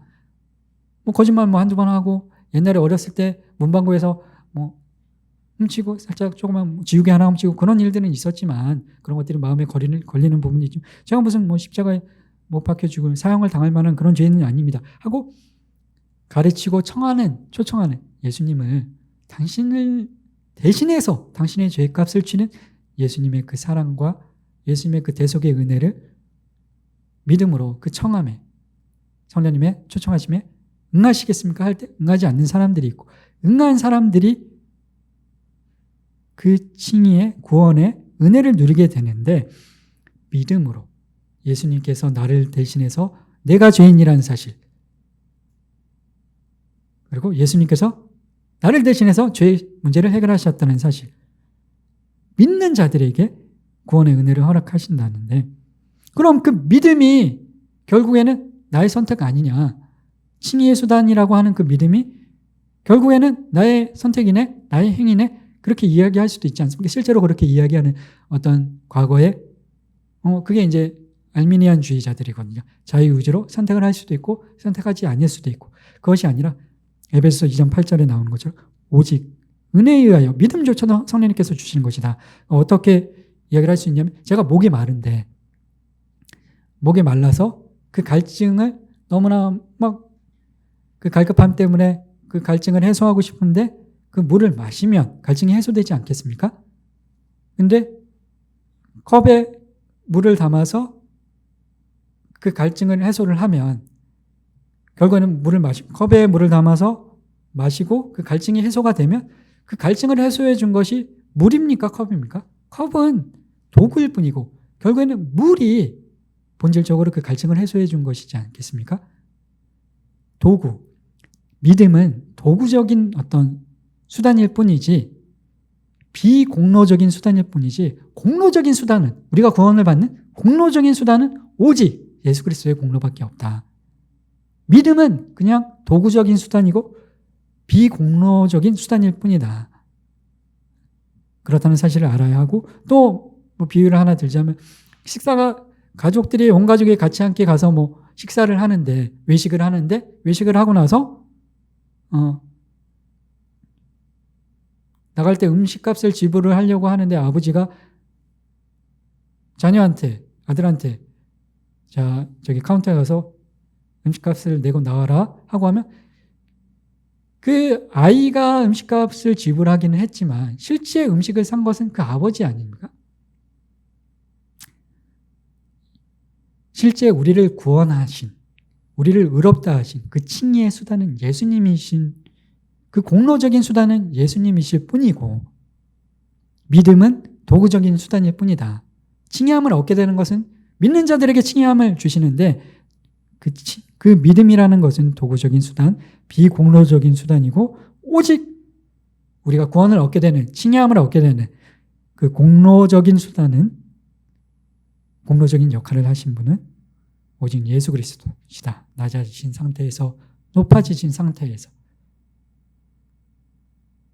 그러므로 칭의는 하나님의 은혜로 우리의 죄의 용서와 의롭다함을 믿음을 통해 받는 것인데, 그 믿음도 하나님께서 우리에게 예수 그리스도라는 은혜를 주시고 그리스도를 믿는 믿음도 성령님을 통해서 우리에게 주신 것이다. 효과적인 부르심을 받는 자들, 받지 못한 자들도 있고, 효과적인 일반적인 그냥 부르심을 받는 자들, 효과적인 부르심을 받는 자들, 믿음이 생기는 자들, 그 믿음 역시도 성령님께서 우리 마음속에 감동을 허락하셔서 죄와 비참의 상태를 깨닫게 하시고 예수 그리스도를 알게 하시는 31문에 나오는 그 내용을 기억을 하시면 좋을 것 같습니다. 칭의는 무엇인가 다시 한번 정리해 보도록 하겠습니다. 첫 번째, 네 가지. 값없이, 죄 용서, 의의 전가, 네 번째, 믿음으로만 받는 것이다. 그렇게 알고 계시고, 우리가 어떤 상황 가운데서도 일희일비할 필요가 없는 것이, 지난 주뿐만이 아니라 다음 한 주간을 또 살아가면서 우리는 여전히 연약해서 무너지고 쓰러지지만 우리의 어떤 상태 때문에 하나님이 우리를 의롭다 여기시는 것이 아니라 예수님의 그 의 때문에, 그 의가 우리에게 전가가 돼서 우리를 의롭다 여기시고 구원에 이르게 하신다는, 우리를 상속자로, 시민으로, 하늘나라의 백성으로 삼아주셨다는 그 진리, 성경의 진리 안에서 평안과 은혜를 누리시기를 축복을 합니다. 이 진리를, 이 구원의 서정과 교리를 잊지 마시고 상황과 환경을 초월하여, 나의 상태를 초월하여 예수 그리스도의 공로를 의지하여 그 칭의함의 은혜를 누리시는 이번 한 주, 다음 한 주가 되시길 축복합니다.